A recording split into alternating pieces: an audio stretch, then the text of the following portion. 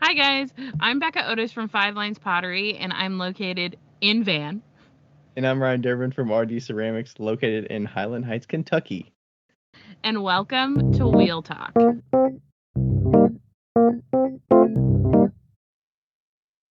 Live. Hello, We're live. Hello. we're live. You're in a new location again. I'm in a new location. Surprise, surprise. Where in the world is Becca Otis? Becca, you could say Becca and Otis, and it kind of flows with Carmen Sandiego. Not really, but my name could not be wider. Rebecca Ann Otis. Where in Oh, the do you know world is what? Rebecca Ann Otis? I'm in Utah, Rebecca but I Ann. have a quick thing to say. Kind of funny. Yeah. I applied for an extended warranty Mm. for my van because I live in it and it's important. Normally I wouldn't. And I like signed up for this one company and they called me while I was at Walmart. And the person calls me and goes, "Hi, is this Miss Otis?" And I was like, "Yes, it is." And he goes, "Well, my name is Otis." And I'm with Really? like endurance, yeah. And I was like, "Well, that's funny. How you doing?" So that was fun. I knew one Otis in my life, and it was the guy that lived next door to me. Our when we were kids, we went to school together with his son and his daughter, and then his dad's name was Otis. So I don't think they still live there, but so you're in St. George officially. You made it to Utah. You made the drive yesterday, all the way from Denver. Yesterday? 2 days ago. Uh, yes. Yesterday. From Denver over to St. George. She's distracted. She's doing something. I'm sorry, Andrew Linderman just texted me and was like, um, I asked him if he needed a place to stay for Nsika, and then he was like, yes, and maybe and possibly a third. And I was like, what does that even mean? What does that even mean? I think he means that he A wants to stay third at my person. parent. I think he wants to stay at my parents' house. Um, so Oh, okay. I thought you meant he's got another person traveling with him that also uh, needs to stay that's somewhere. what I thought. And I was like, I didn't offer that. That's not what I offered. I I'm surprised. Yeah. So how was you're officially there? uh-huh. Um, yeah, you were at your parents for quite a while, so Yeah. officially starting your new time in St. George for a bit. We'll be there for ClayCon West next week. Mm-hmm. So, Yep. I realized when I got here how much I loved it here. Like coming here has been kind of like sad, honestly, because I know I'm not going to be back for a while. And I'm like, "Ugh, I really like it out here, you know? Um, so I'm a little because you were bummed. there all of the winter last year, and then were you also there the whole winter the year before too? Or No, I was only here for like 3 weeks the year before, but it's been like last year being here for pretty much the whole winter. Like I stayed from mid-December to May, May, like really? 5th, May 5th. Yeah. Yeah. Damn, I didn't realize it was that Yeah. long. It That's was already really winter long. by the time you hit May. hmm Jeez. It was almost 6 months. And like, yeah, it was like 75 degrees when I left here or Yeah, 80. you're nowhere for 6 months. Yeah. Yeah. And I was just like here for such a long time and I was so sad to leave. And then I was so excited to come back. And I didn't as soon as I would have hoped because I went and visited my parents. It's usually either I go to Utah or I visit my parents. And it was the last year for a while that we'll be together as a family for Christmas. So it was a priority. But yeah, I don't know. I just really love it out here. I love the people. I love the community studio here. I love Joe. I love all the people that work here. And it just like feels so comfortable. So Was Kind of Lloyd hitting the kind of ground bummed. running back to his Oh roots my there? God. Was he even in the van at all today? No. He like I swear to God, okay, because he has the gash on his forehead that, by the way, I had to lance yesterday You had to and what? lance it. I lanced it. What is that? Like that means you cut it. I cut it and got all the Oh, gunk out. oh. And don't worry, it was sterile, by the way. I hope no vets are listening to this. I used a scalpel that was sterile. Anyway, so he's got this big old gash on his forehead because I'm sure he like got into something up there. And I'm like trying to get him down, and he's like scaling the side of this like cliff that's right behind the tilted kiln, and Mhm. like just like looking at me and being like, bitch, you can't catch me. And and He's like, you shouldn't have let me out of the van. Out of the van. he is a solid red clay color. Like the cat could not be happier right now. Yeah. It's not- Hopefully he doesn't have any, close calls like he did last year. I mean, you were there for 6 months, so it's bound to happen, but hopefully Well, nothing and major like last year. he doesn't typically get in fights during the day. That's not his MO. So, I am locking him up during the night. And uh yeah, and I won't be here for very long, and I'll probably be out in the Arizona Strip a little bit too. But and also, well, never mind, I'm not gonna say that. I'll tell you later. But I don't need anybody to call anything on me. I will say this. Did you know that fish can take amoxicillin? Fish can take amoxicillin. Apparently, they give fish amoxicillin when they get sick. Okay. Oh, And it's hmm. the same amoxicillin that they give animals. Well, I mean, fish are animals, right? So, I Right. mean, I mean, mammals, I guess. And how do they feed it to fish? They just drop it in the water and it's just like dude, I have no fucking you're gonna clue. get the medicine from whatever's in the Like water. they just like swim in like the amoxicillin juice. Like I don't know. But that's all I'm gonna say. I'm sure This you is a can weird question. deduce. Do people take their like if they have like aquarium fish, do they get sick and do they get like do they have like vet calls for like Dude, fish? that's Is that what a the thing? fucking amoxicillin's for. I think. Hmm. I don't know Fish are why. pets too, Ryan. Fish are... Yeah, I never thought about it No, you besides, never think about it. clean your tank and if they're acting weird. I mean, I just never thought like how do you take your fish to the vet, but Yeah. Well, and like also do people like, do that?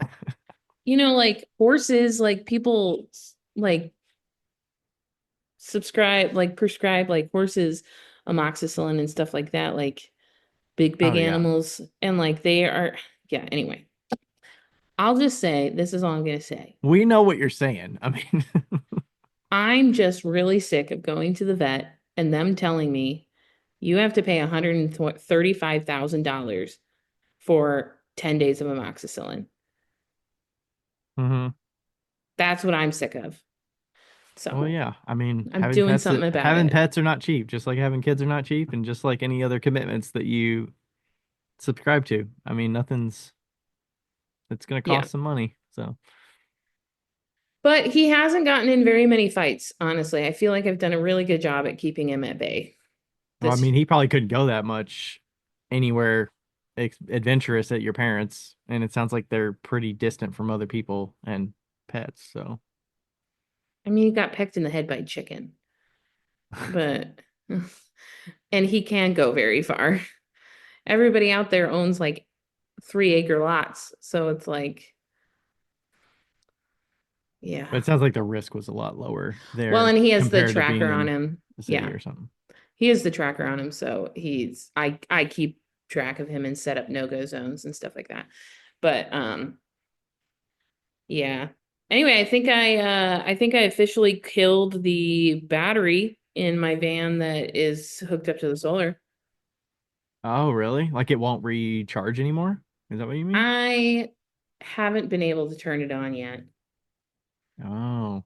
Is that So the really old like the big battery pack or your like Yeah, the one backup that I no, the one that secondary I one? ordered at your house like Christmas 3 years ago.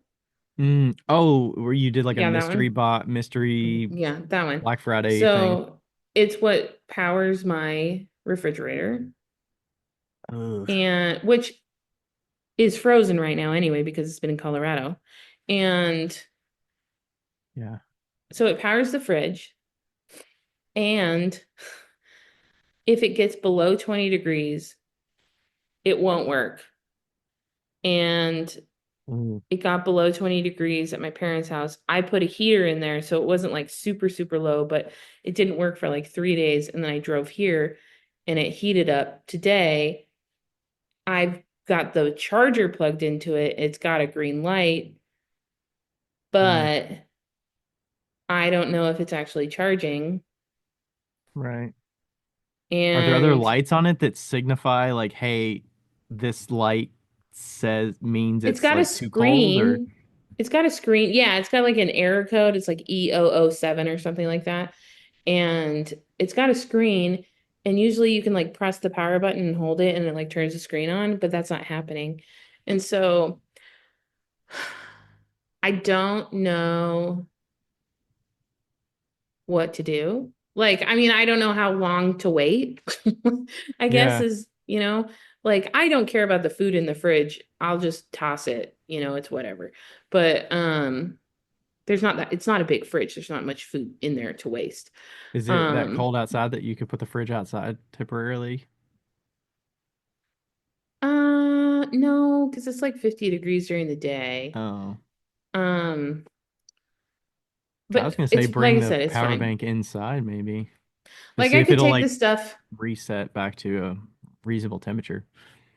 Yeah, I could do that. I might do that. But I mean, it's like on its way. I think tomorrow, I think it'll work. If it doesn't work by tomorrow, I'm bringing it inside to Yeah. warm up.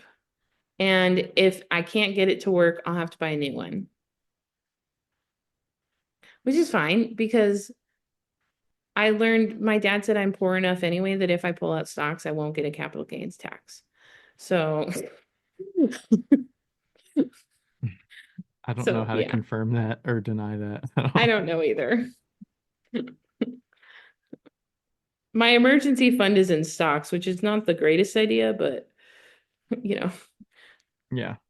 it is what it is, what it is. So, anyway, how are you? I'm good. I was in throwing mode today because I'm in my like kind of the second half of the week. I'm in the doing my throwing challenge this week, the first week of making the same form the whole week. I Mhm. finished 50 yarn bowls yesterday, which I started throwing and then I went to trimming, carving, finished all those, and then I'm on my next batch of 50. So I'm hoping to get all of those done by the end of the day Saturday. We'll see how it goes. I was a little slower on the carving part, and then I mean I was kind of lucky that I had all day Sunday to throw everything to kind of get off the ground, and actually was able to trim a number of things on Sunday as well when I started. So during the week I get a lot less done, but it's been manageable. I was tired. I was tired of throwing earlier because I was throwing the same yarn Thing. bowls, but I mean the clay was already prepped, which helps. But the actual throwing of 50 bowls at one time. I didn't get all 50 done. I think I got 44 done today. So I'll throw the other six tomorrow, but I don't know that I'm gonna finish all 50 of those because it's already Thursday. But maybe And Sunday I'll you're Sunday I'll doing the finish it. challenge again. Did you say It's that just already? a yeah, it's just a weekly challenge that I'm gonna be doing not every single week back to back, but I'm gonna pick specific weeks that line up with when I can actually commit to most of the week. Okay. And I'm just gonna change up the form each week. So Okay. so next time I'm gonna do spoon rests and garlic graters for a whole week. And I set a goal for the yarn bowl one at 100 because I felt like that was a reasonable number. Yeah. I intentionally started with something that required throwing and some like extra work after throwing. So, if it's like spoon rest and garlic guarders, I had to count how many bats I had because I was Yeah. worried, okay, like how many balls of clay am I actually going to need if I'm going to throw these all week? Like, and I counted up, I have almost 90 square bats and then I have 40 round bats. But I'm like, there's no way I can throw. I'm not gonna be throwing like 700 spoon rests in a week. Like that's Right. so. I mean, because I'll probably get. Obviously, I'm gonna get tired of throwing, and then I'll have to clean them up and stuff. And the timing is a big part of when I can actually. Ideally, you throw one day, you finish the bottoms the next day, and you throw some more, and then you kind of do rinse and repeat. So, I don't know that I'll come up with a number goal, but I'll just try to make sure that I have enough clay prepped that I can make a lot and just Right. see where we end up. But yeah, I'm gonna do a number of different forms, and then after that, oil bottles. Then I'll do mugs and bowls. Bowls is kind of like double dip, and I'll probably do like berry bowls and soup bowls and cereal bowls that week. So it's kind of a mixture, Yeah. but just a way to kind of stock up on some Bisqueware, just for fun. I mean, I gotta make stuff anyway, so it's just kind of a different way to go about it. Last year I was doing the 4 times a week, 15 pieces, and that's pretty much it. This is So just more like batches. I would like that. yeah, That's more my speed. yeah, this is batches. I actually feel like maybe tightening it in because I don't know that a full week is necessary. Because if I'm throwing, I was talking to Eric about this earlier. I was like, I'm gonna be so tired of throwing oil bottles. Like I'm not gonna want to just sit there and throw oil bottles for 4 hours. Like that doesn't Yeah. sound. I mean, I can do it, but I'm not gonna do it like 4 days in a week. That sounds like a lot. But Yeah. I mean, obviously, some of the oil bottles will be for underglaze, so I'll throw some and then put them in a damp box, and then Erica will underglaze. Maybe she'll underglaze 40 of them, and then I'll carve 40 of them later in the week.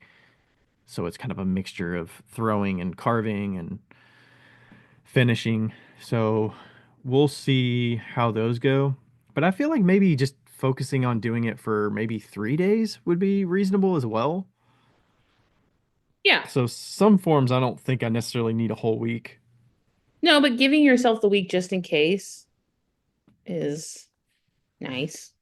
Hmm.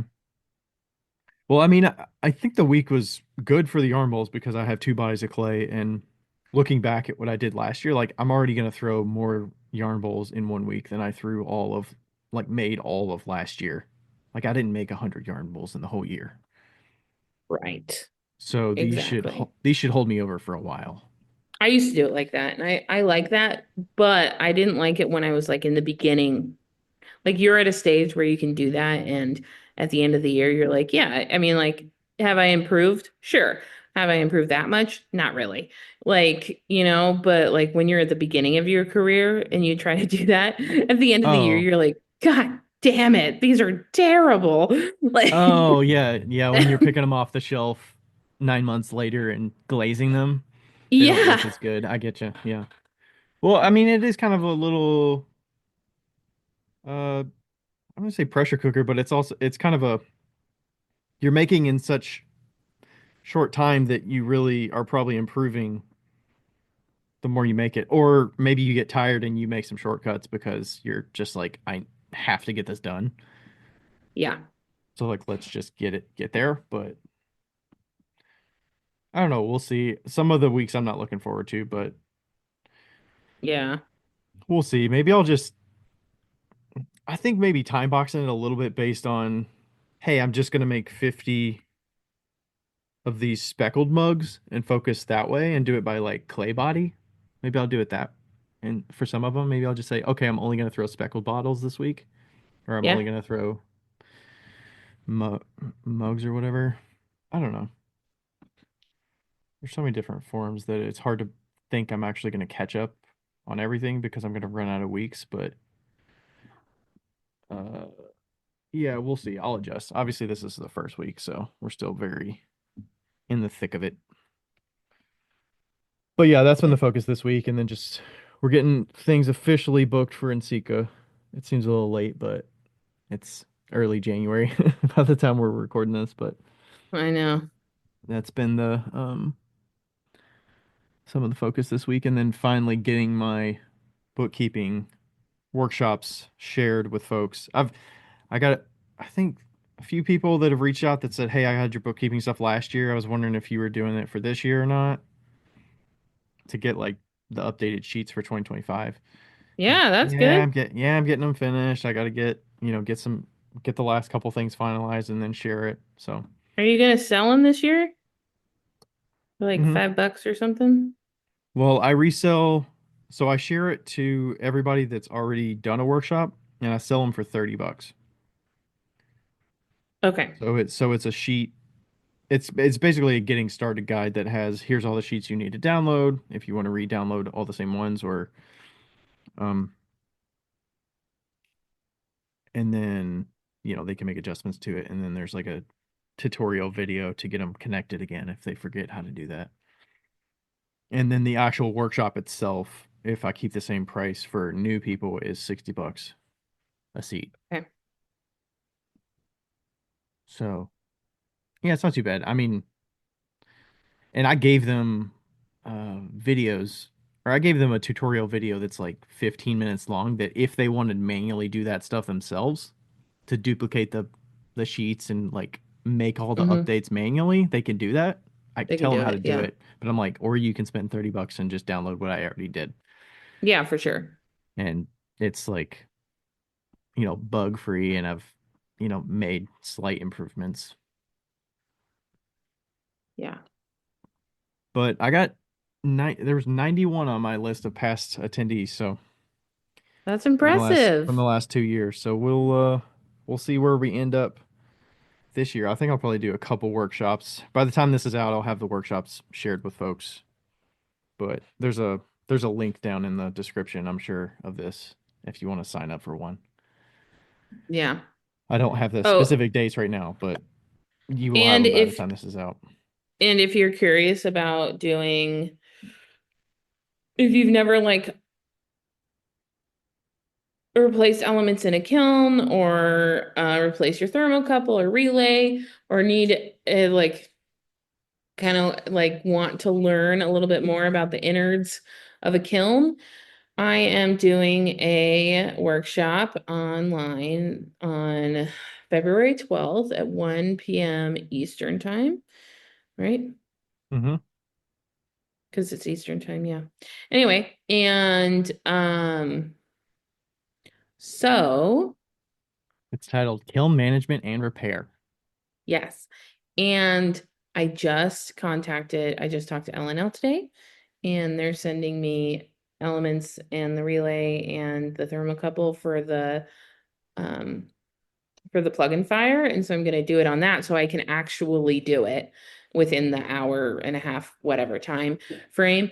And so that'll be fun. I haven't replaced the elements on that before, but uh a kiln is a kiln is a kiln is a kiln. So yeah, that'll be a good time.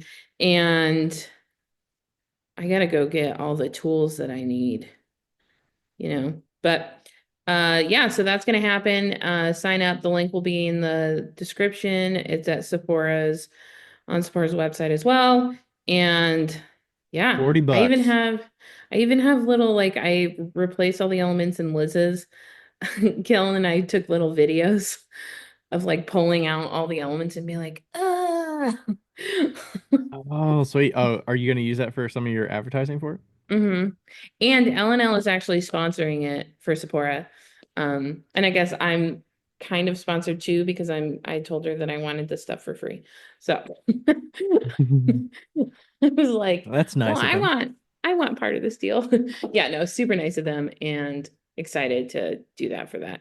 And also don't forget if you purchased an L&L under our recommendation, please let us know. We would love to Yeah, email us at, I was about to say pot swap. Email us at know. wheeltalkpodcast@gmail.com Yeah. and we're going to send something to the first 9 people that contact us. So if you got an L&L, it doesn't have to be a plug and fire. If you got some L&L kiln in the And we last, helped with that decision. and hearing the podcast and us talk about it influenced your decision at all, let us know, and we're gonna give something away to 9 people.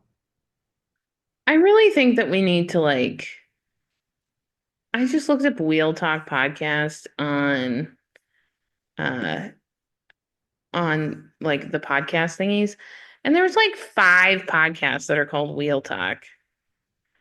Are there? Really? There's Wheel I Talk knew there was at least podcast. one.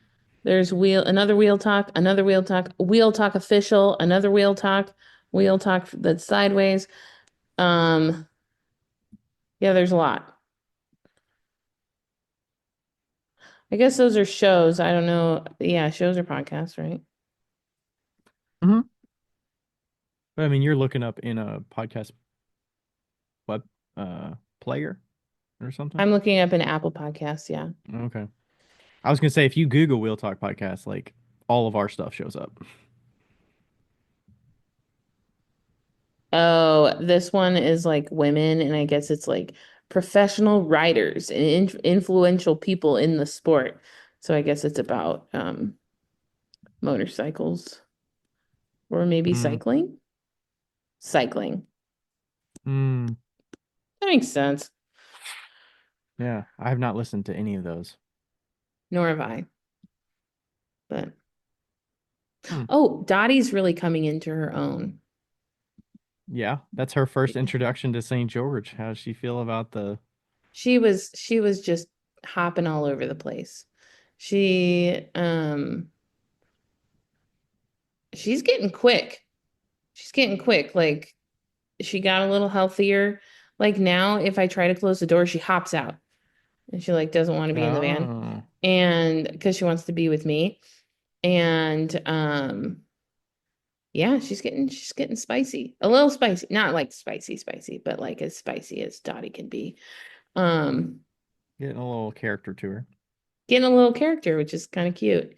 And can't wait to take her and Lloyd on our normal walk around the college. So Sweet. yeah, I Yeah, just thought I'd she let you hadn't been know. there. So has she been out in the like deserty area? Not the deserty area. She's just been at the studio. So um yeah, she met everybody here. So Yeah, I was wondering if she was gonna become a house cat in Colorado. my parents don't like cats that much. My mom does not like animals. Like she likes animals, but she doesn't want one. Hmm. I'm pretty sure if my dad had the choice, he'd take it in a heartbeat, like any animal in a heartbeat, but Mm-hmm. not my Because mom. I mean, they were pretty much indoors every day there, right? Dottie, yeah. And Lloyd was indoor when it was snowing because he's a fraidy cat. He'd get But lost you can't see him. during the camo. Yeah. He doesn't Snow like camo. snow. But yeah, I just thought I'd let you know since you met Dottie in the early stages. Yeah. She could use a little weight on her, so that's good that she's filling out a little bit. Oh, she's not filling out. She's still like 6 pounds. But I'm trying. I give her as much food as possible. Yeah. Like she's allowed to eat all the time. And they're not fighting over the food anymore. Uh, not as much. Because they still Lloyd, had different food. You had to give her some special stuff, I think, right? yeah, but I stopped giving her special food and I started giving her like a powder that goes on the food that helps with it so they can eat the same food now. Oh, But okay. the problem is that Lloyd likes to eat his food in like small chunks. So he'll eat a little bit, leave, and then come back and eat a little bit more, leave, and like back and forth. And so he leaves and then she finishes hers and then goes to his and eats his. And Nice. and, Yeah, and he so needs to be a little more swift with his if he wants to get his well, meal. Sarah had one of those really cool um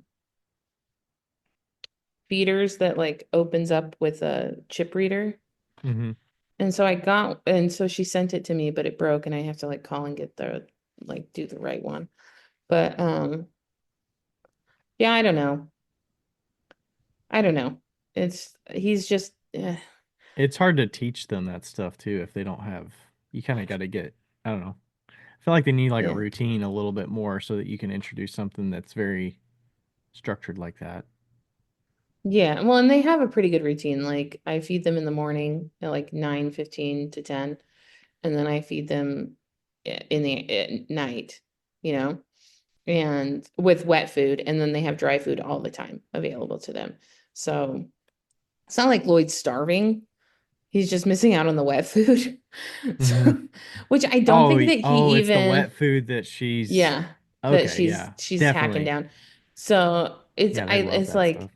he likes the gravy part. I don't think he actually likes to eat the meaty part. He just likes to lick out the bowl and then he leaves the rest of the food.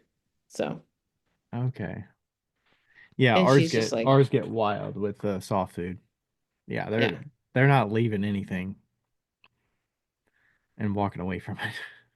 Yeah, yeah, Lloyd is just like has no shits to give as far as that's concerned. He's like, yeah, I mean, yeah, I like it. And then he walks away and then he comes back. He's like, where'd it go? Yeah. So, but PS, if anybody was wondering, Friskies is the cheapest wet food out there that's still good for your cats.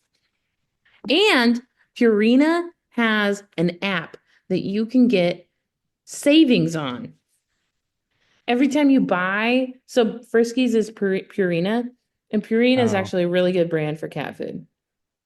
Um, and which I didn't know this, but it is. I don't know. We've been doing some research on cat stuff, but it gets Like, down a hole, and then you're like, I don't know what's right, what's not. Like, no. yeah, Purina has like a ton of different ones, but they have an app that if you buy like cat food at Walmart, you can download your receipt, and every dollar that you spend towards a Purina product, it gives you points and then it gives you coupons.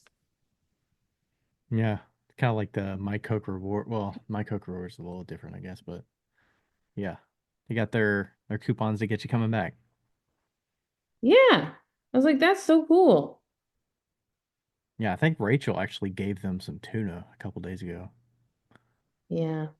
and water. Lloyd really likes tuna. If Lloyd gets tuna, it's all gone. Yeah. Yeah, I have 1,130 points on my Purina rewards situation. Do you like scan? Do you find other? You could probably find some other people to be like, if you get Purina, like, give me those things because I want to scan them to get the points. Get the points? Don't throw your thing away. Send me the barcode. Is that what you do? You scan a barcode?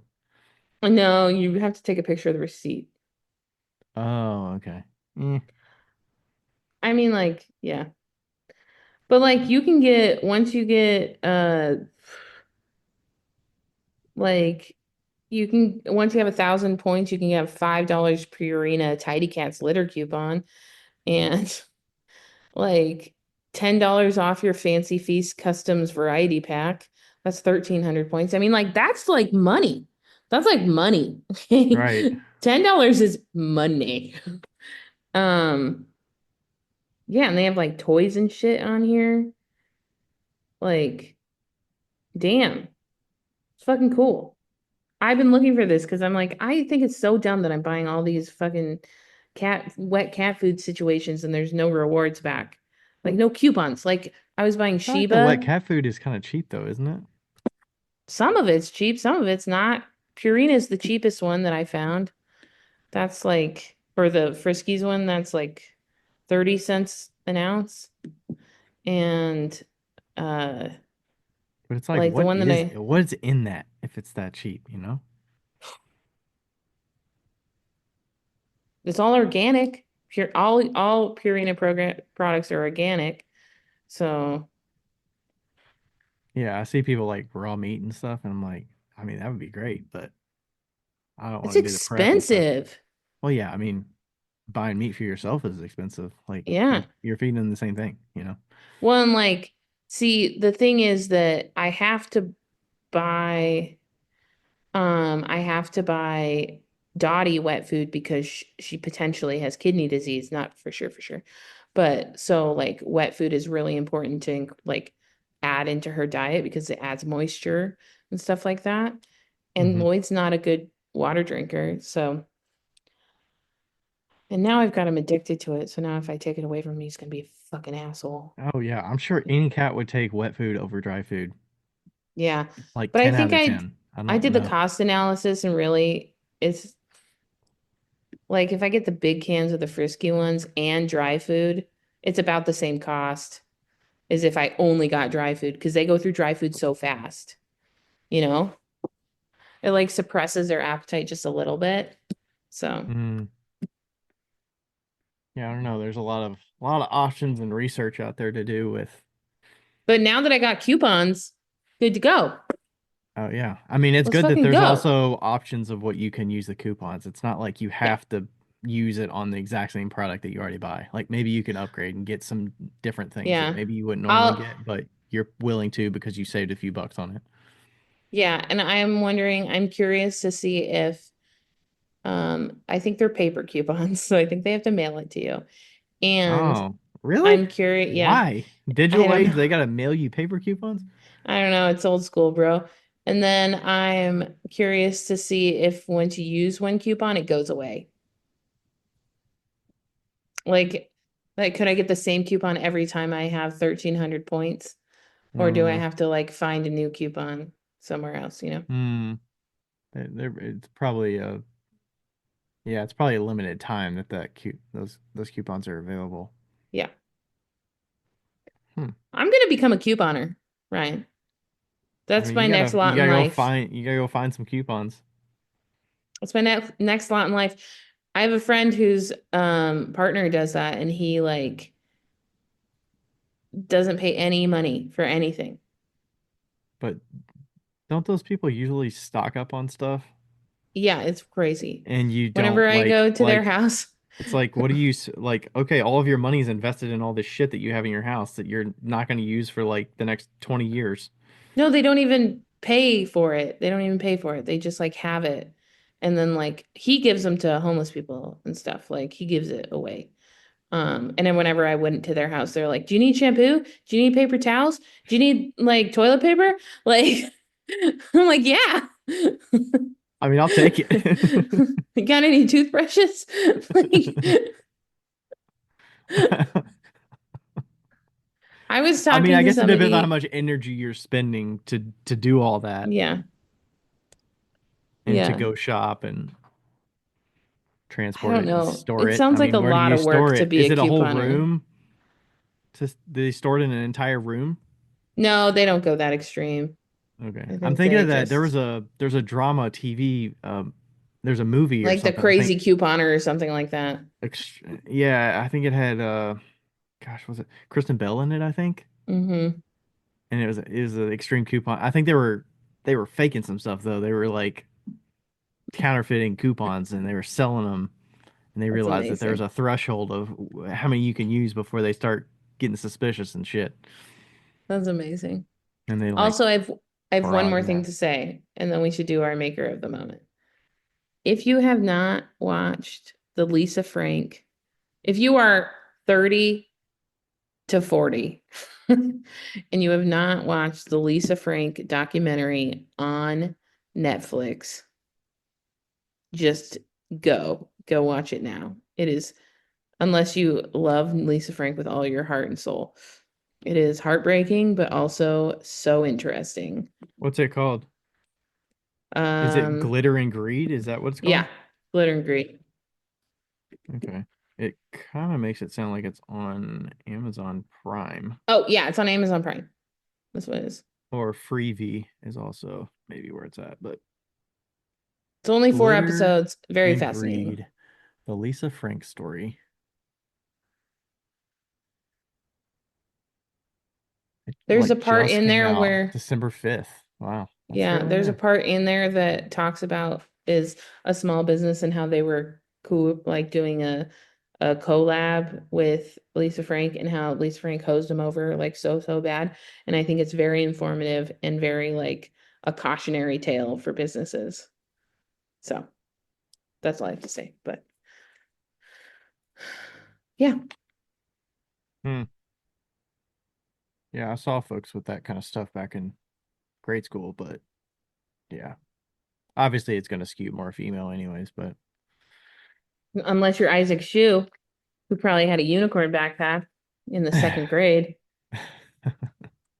I know he had a Lisa Frank backpack. To know what Lisa Frank backpack he had, I do not know. Okay. Hmm. All right. You got your maker of the moment? Hold up. Know who you got for today? I'm going to I went to Instagram and I was like, wait, it's not here. Yes, I've got mine. Do you want to go first? Do you want me to go first? Maker of the moment. I mean, if you got your pulled up, It's my person is Utanaka 89. It's Yutanaka 89, and she's from Japan. And whoa, Kyoto. Wyu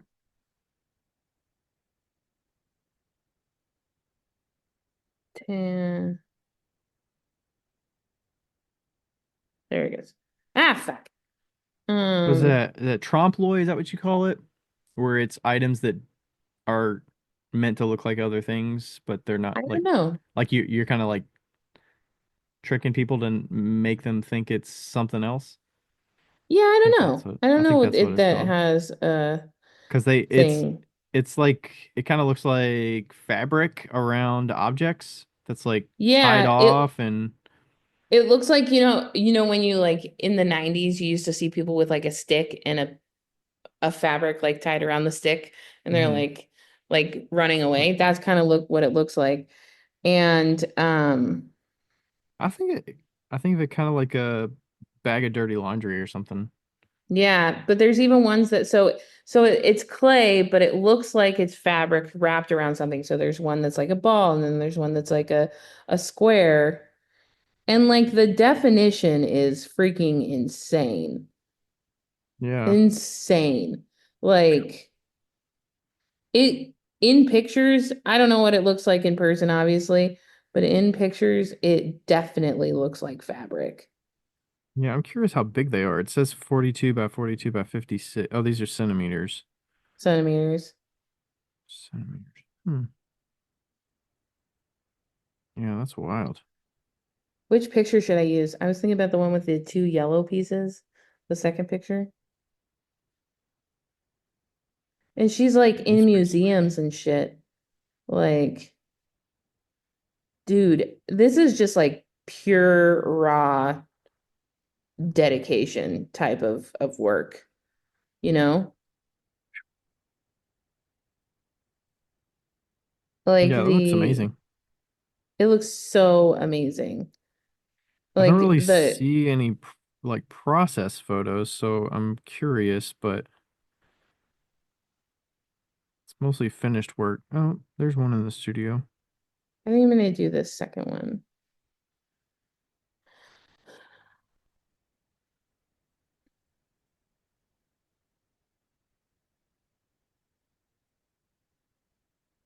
Wow.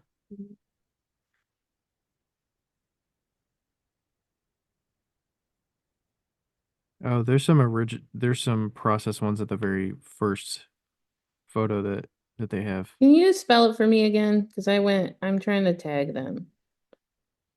Their first name Why? is Yutanaka.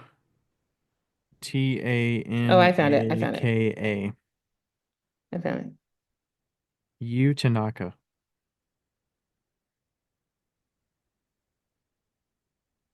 I suspect that's probably how you say it. Yeah. That's just absolutely insane. I just go like it's like one of those things where you're like, I cannot believe that's ceramic. All right. I can't believe it's ceramic. Yeah, so mine is Lisa Zolands. She does a lot Um, of. She does a Okay, lot of better. crystalline. She actually got Okay. 13K. But the thing that caught my eye was when she shared a couple days ago, she is doing reduction firing in an electric kiln. Ah, So she's got a controller on it, getting it up to a certain temperature and doing a very controlled cool down and introducing, I think she said,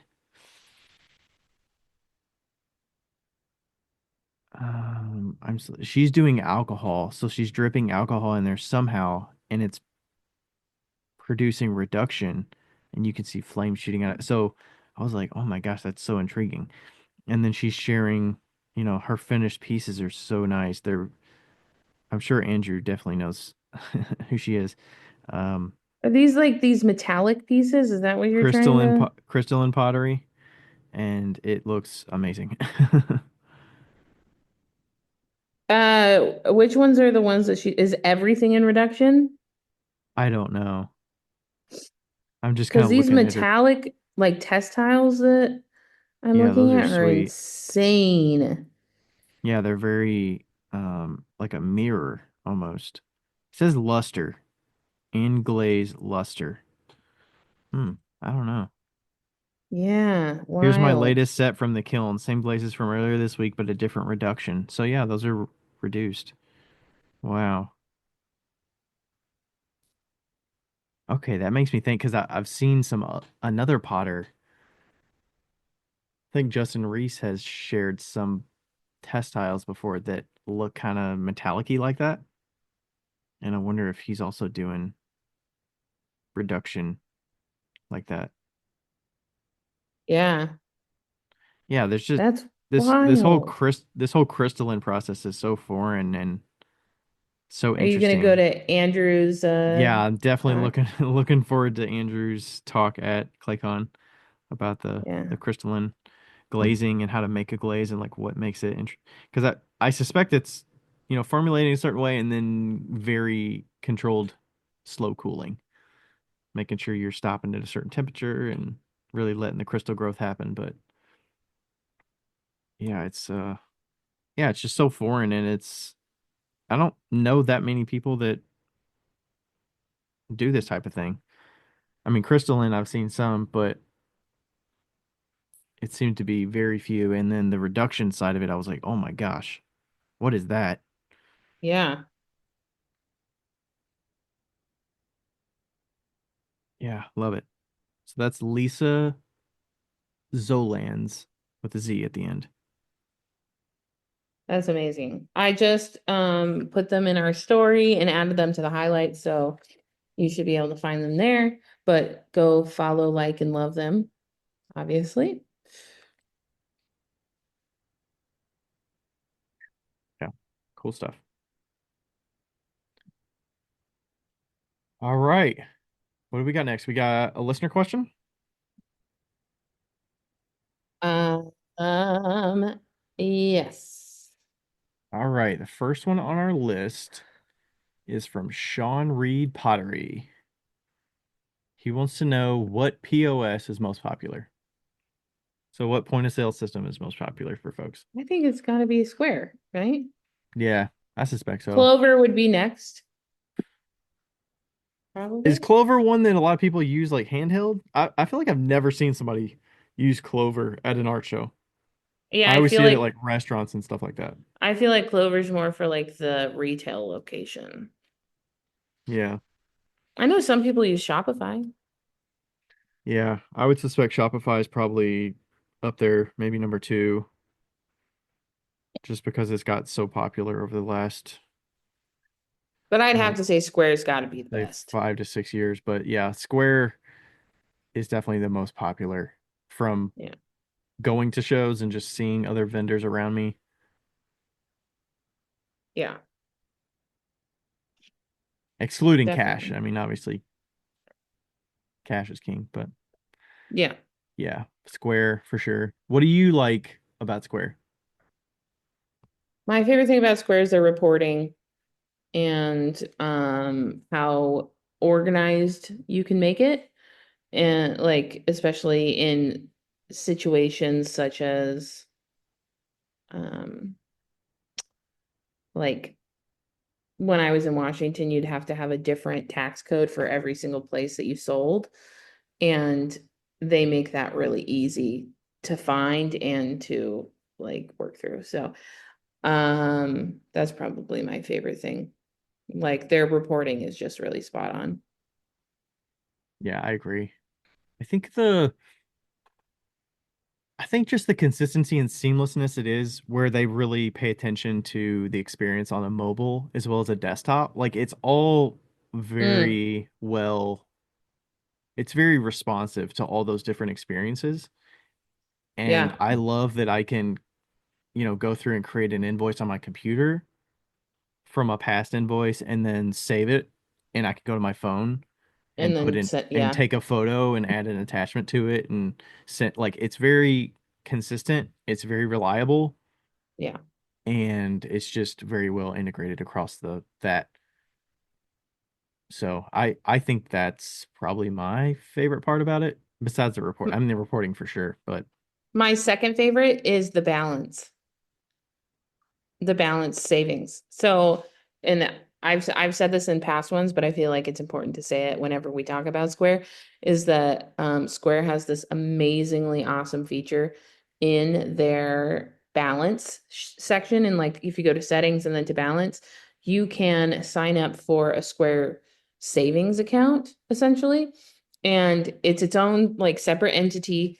And when you sell something on Square, you can choose to take a percentage out of that um of that balance that would be deposited into your checking account, like your regular checking account, and it'll take a percentage out so you can save all that money from taxes and doing all that stuff. So it's very helpful if you're not good at saving. So oh, I see. Square Savings. I've never actually used this feature, but it's a automatically budget for taxes, rent, and more. yeah. Setup savings. So you Hmm. can like you can have like four different accounts that are taking out certain percentages from every sale. I mean, you could literally allocate 100% of your proceeds to different accounts if you wanted to. You shouldn't, but if you wanted to, That's pretty cool. yeah. And for somebody like me who's pretty terrible at saving, um, life saving, it's life savings. Like it's literally life Right. saving. Yeah, and um the one other thing with the going between the computer and the devices, like I mean it is for reporting purposes, I do a lot of the work on the computer to like organize things, and it's very easy to Yeah. set up all those different products. I use it a lot Was for invoicing for sure, besides just at shows, but that's um yeah, it's just well integrated for sure. is there something that you don't like? Hmm.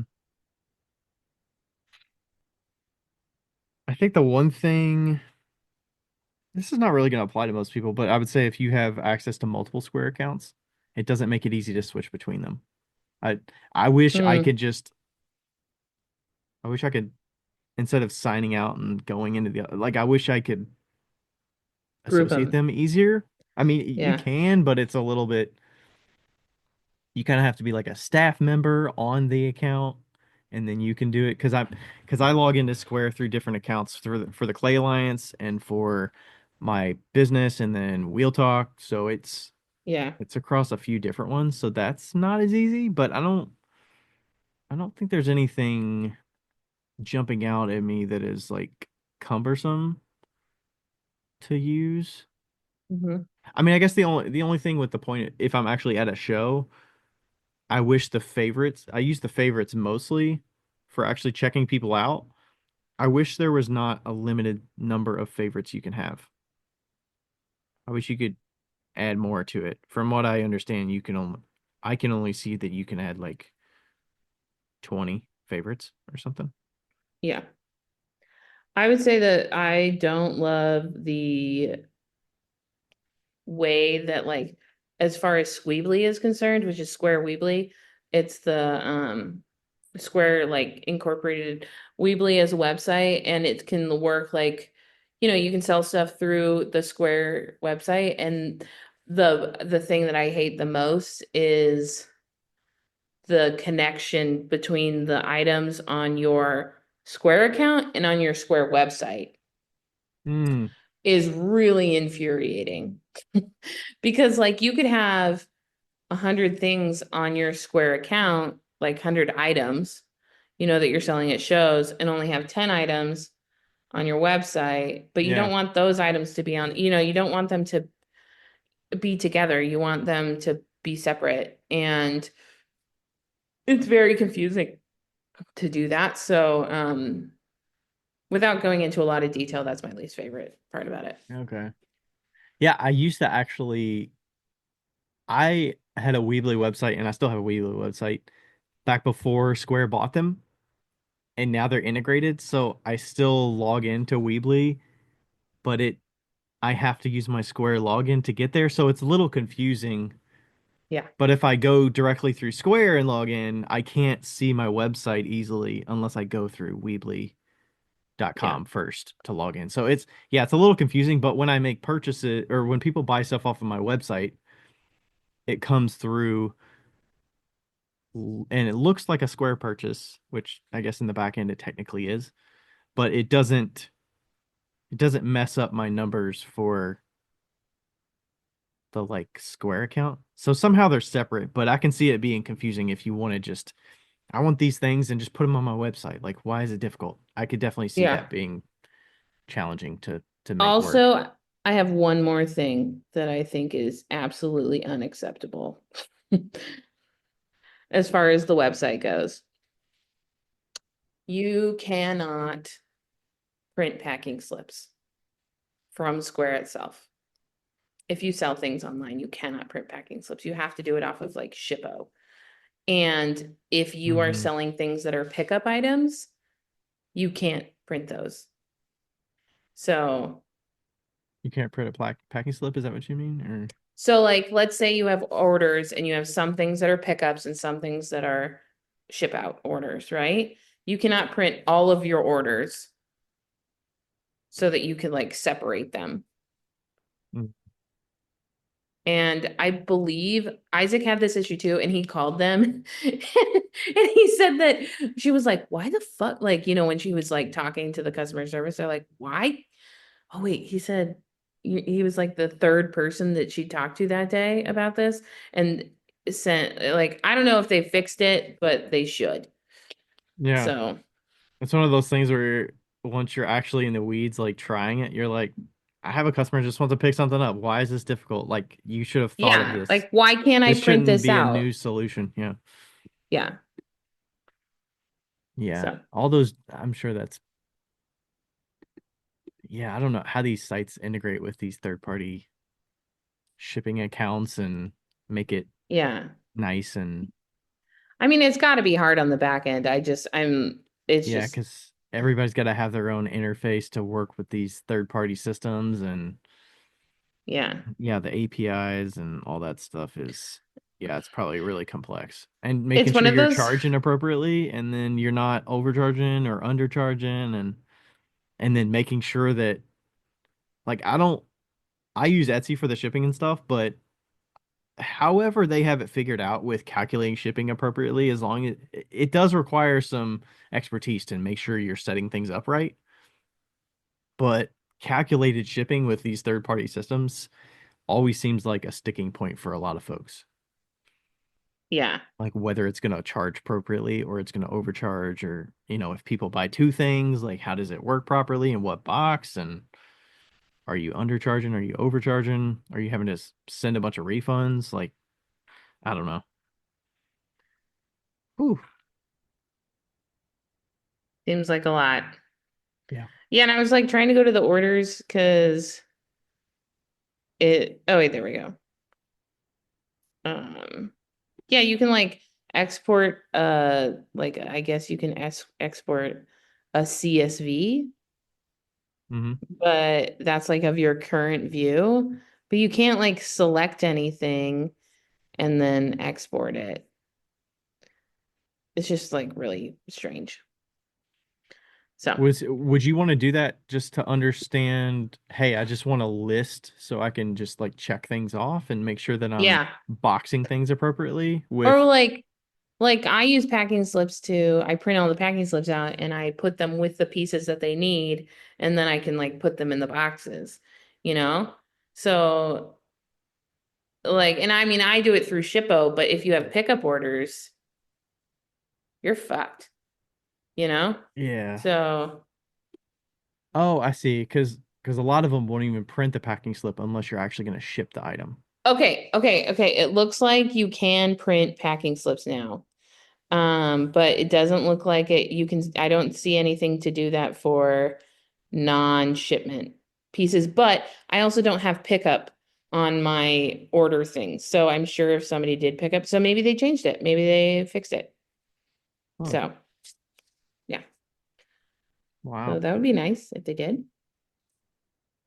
Yeah. Hopefully. Yeah. I mean, like that would be like them listening to their customers and saying like, hey, yeah, Yeah. we should fix this. Yeah. Well, yeah, So they've got to weigh the options. I mean, being in software development for a while, like prioritizing how big of an issue and how many people is this actually affecting? Are yeah. we going to move a needle, prioritizing time to work on this or work on that, you know? Yeah, exactly. Okay. What's your favorite or least favorite? What's your favorite and what's your least favorite part of pottery as a whole? I think that we could simplify, or I guess not simplify, but My favorite part of the process as a whole is loading kilns.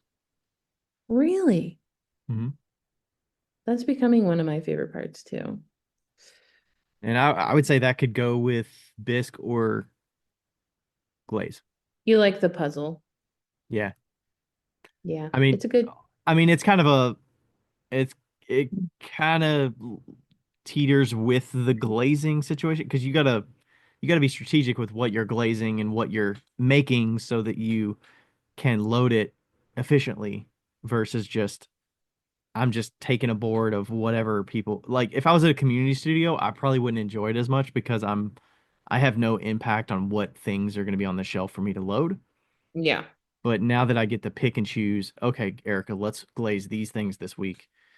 And, I'm choosing to make all of these forms. I mean, it's going to be a little weird when I'm making the same form all week, like the yarn bowls, and I'm going to have to load those into the kiln for greenware because typically I bisque them upside down so that they don't move at all.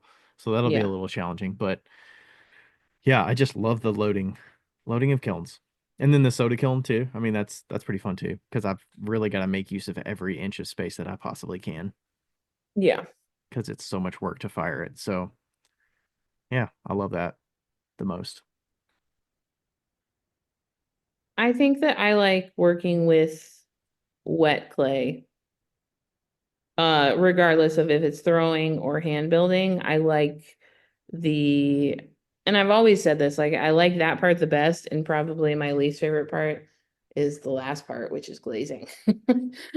Like not adding loading kilns into this because I do enjoy loading kilns quite a bit. But yeah, I think that my favorite part is just like I love hand building. I love cutting shit. I love like I don't know.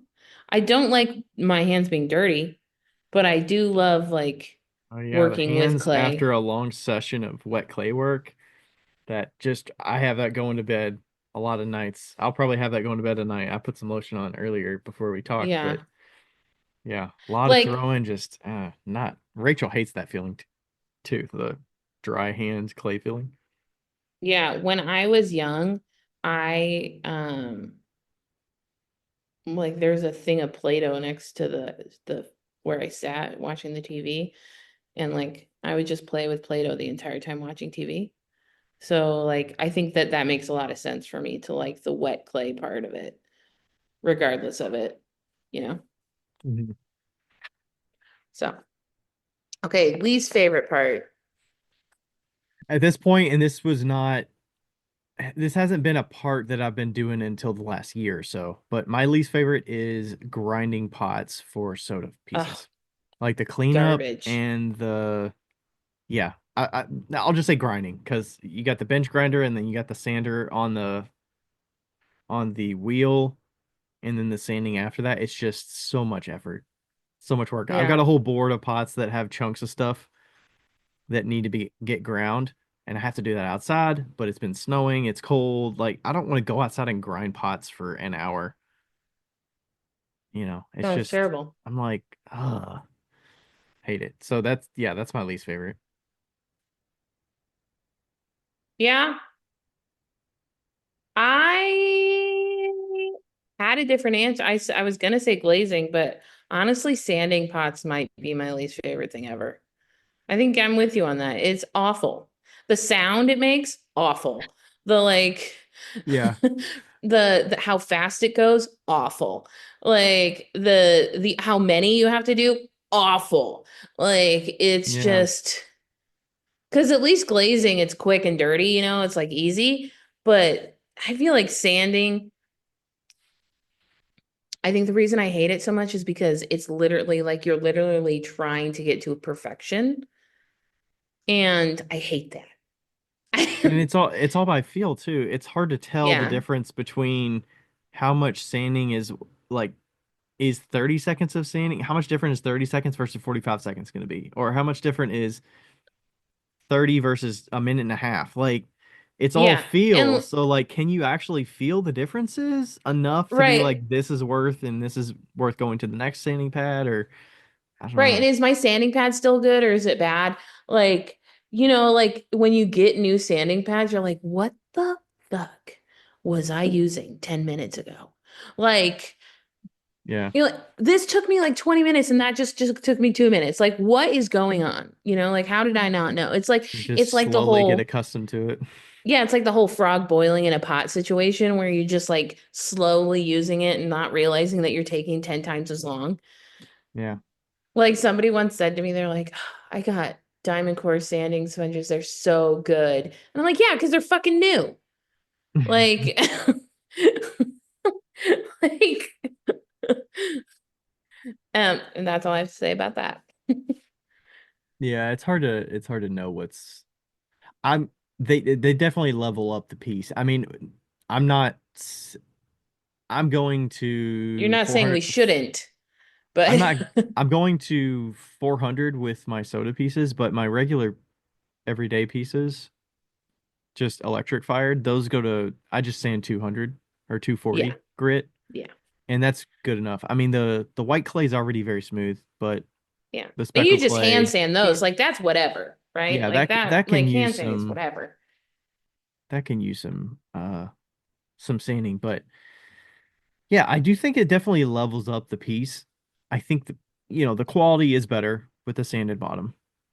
Now, do you need to sand for 5 minutes on a piece, or is a minute okay, or is 30 Yeah, seconds okay? Like, are customers going to know the difference, or I mean, that's up to yeah. you to educate them and And let's be clear, I'm not sanding the bottom of my pieces that are basic bitch pieces. What I will do is right when I sell it, I swift sand it so that it's like I'll bring a sanding pad to the show with me and I'll sand it right in front of them and then put it in the bag. So Mhm. Ugh. like I mean it's just quick. Well, It's I'm not that thinking of weird the sound. sound and It's not my that bad. I You're hate this. outside I usually. hate the That's kind of like the dry clay hands. Like, do I like a Yeah. sanding hands because of all the Yeah. water and the dripping and yeah, that's just Yeah, a but mess. and I mean, yeah, I could sand those before, but that's years ago. But now I have to sand like if I'm doing a fancy cup, I sand the top, the sides, the bottom. Yeah. You have to use a Giffen grip. You have to like stop it and turn it over halfway through because you can't get the whole thing. Hmm. It's like Are you awful. saying you do for your pieces? You have Yeah, to for use a Giffen mine. grip? Yeah, for mine. Because I've I never wish I could used a just Giffen grip for sanding, but I mean, I'm sure it could benefit for some pieces. well, if you're doing like really smooth butts. Yeah. Yeah. Oh yeah, that's the only. that's the efficient way to do it. You're not putting your soda pieces on a Giffen grit? No. Bro. You should. Yeah, it depends on the piece. I could see the benefit. I mean, I did some of that at Isaac's when we were doing it. Mm-hmm. It's a process. I use Even what the you could banding do, wheel to get the chunks, and then I use the grinding disc to get it fairly flat. And then yeah, from there, we do 120 on any rough spots that are still on the bottom that need to get yeah, flat. And a lot of that, I don't know. It would be a test to see. Let's try it on the Giffen grip and see, because a lot of it is very small spots. It's like you don't need to do the whole bottom that mm, much. You just need to do this area more because maybe the bottom's like not perfectly flat. It's recessed a little bit. So, I mean, the flexible pads are helpful, but like, are you doing more sanding on 80% of the bottom than you need to because of this one spot? Like, I don't know. yeah, I don't know. But yeah. That's a good point. I don't fucking know. I hate it because I go from 60 to 1500. jeez. You go 60 to 100 to Well, 240 I to kind of 400 to cheat. I 800. cheat a little. I do 60 on one side and 200 on the other side at the same time. And then Oh, really? and then I'll take 60 off and then like do 200, and 60 is only to get like the weirdo shitty stuff off. And Mm-hmm. then I'll do 800, 400 and 800, and then I'll do 15. Are these your pieces you would be doing at bisque, or are these are Both bisque and cone glaze. bisque and glaze? That's another reason why I hate it so Dang. much. You sanded that at bisque also? Oh, no, no, no, no. I sand to 400 at bisque.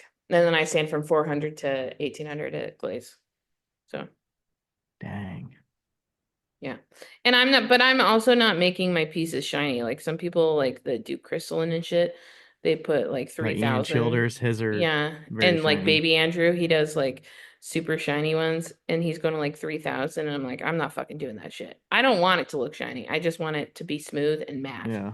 But yeah. Oof. Yeah, those pieces also sell for a pretty penny, so I mean, mine sell for a pretty penny too, but that doesn't fucking matter. I still wouldn't do that. It takes a lot of time. yeah. Too much time.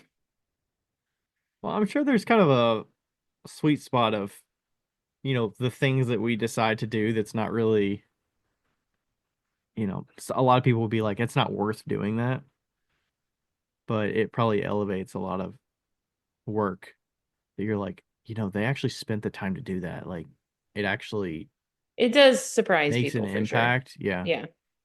Especially potters for sure, because they know the process of how that works. You're like, oh my God, that's amazing.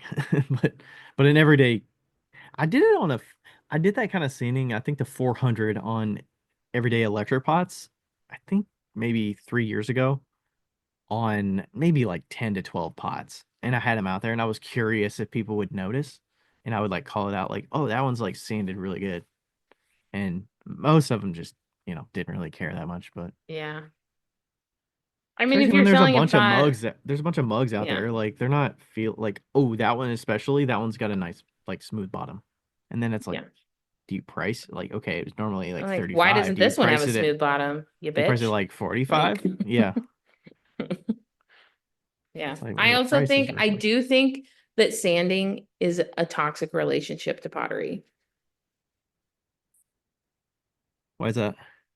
I think that it's like a fad that people started that like after a while the washing machine sands it like regular potters are sanding down the bottoms of their pieces so intensely. I'm not talking about just a quick sand, right? But like people that are selling $35 mugs think that they have to sand their pieces down to like shiny because of diamond core getting like bigger and all these other potters like doing this that are selling like $1,000 mugs and and so it's like a fucking toxic relationship between the regular potter and the sanding companies. Like it's like you have to do this. And it's like no, you fucking don't. Okay. Like Mhm. make the bottom be smooth enough so it doesn't scratch the table. That's all you Yeah. got to do. I That's mean, a your lot of that, responsibility. if you're using a clay that doesn't have grog in it, or even if it does have grog in it, you could do that with a rib at wet clay Yeah. when it's greenware. You can do a lot of that burnishing Yeah. at greenware and it's not gonna scratch. Yeah. I mean, like, I just think that it's become this quote unquote standard that's not needed for the country potter. Mm, Maybe for the fancy potter, but not the country potter. Like, yeah. Maybe instead of yeah. focusing on spending time sanding a lot of pots, maybe make some more pots. Yeah. It's one of those things where I feel like it's one of those things where, like, um if like you were a lifelong churchgoer and you walk outside and you see somebody smoking a cigarette that you've known for like years outside of a church, and you're like, you smoke cigarettes? That's what it's like. That's what it feels like. That judgment. That's what it feels like when they say, you don't sand your pots. That's the same feeling. What's Like, funny is they feel the pot and they think it's sanded and they're like, "Oh, I don't even sand it. I just burnish it when it's green." yeah. You're Like, already on the wheel, it's spinning, it's centered, and you just burnish the bottom for like 10 seconds, and it's just as good as somebody that sands the shit out of their bottoms. can we make a shirt that says, do you even sand your pots, bro? Do you even sand, bro? Do you even sand, bro? I was Add telling it to your shop. I was telling somebody yesterday, 2 days ago, I don't know when it was, that I'm the type of person that if there are beans that shouldn't be spilled, I need to know if the beans shouldn't be spilled. Like spill the beans, but don't you have to tell me not to spill the Oh, beans. definitely. Yeah, Yeah. you'll tell the secrets. I'll tell the secrets if you tell me not to, like if you don't tell me, because I don't know in my brain that they were secrets. Yeah. and and it's like the tism part of my brain. And so we were saying how it's like I need a shirt that says, if you're giving me beans, make sure you let me know if I can spill them. Or something like that. Yeah. So like also encouraging the giving of beans because I'm sure you love the Yeah, beans. I love the beans, but if you don't tell me to keep the beans, I won't keep the beans. Well, the new fad todays are tea, spilled the tea. Yeah, spill the tea. Yeah, but I And I'm like the like, beans. oh my gosh, the tea, the new thing.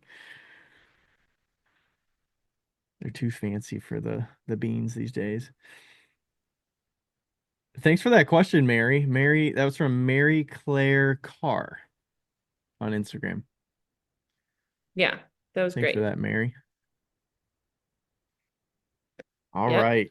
Are you ready to when are you firing your kiln again? How did the workshop firing go with your plug and fire?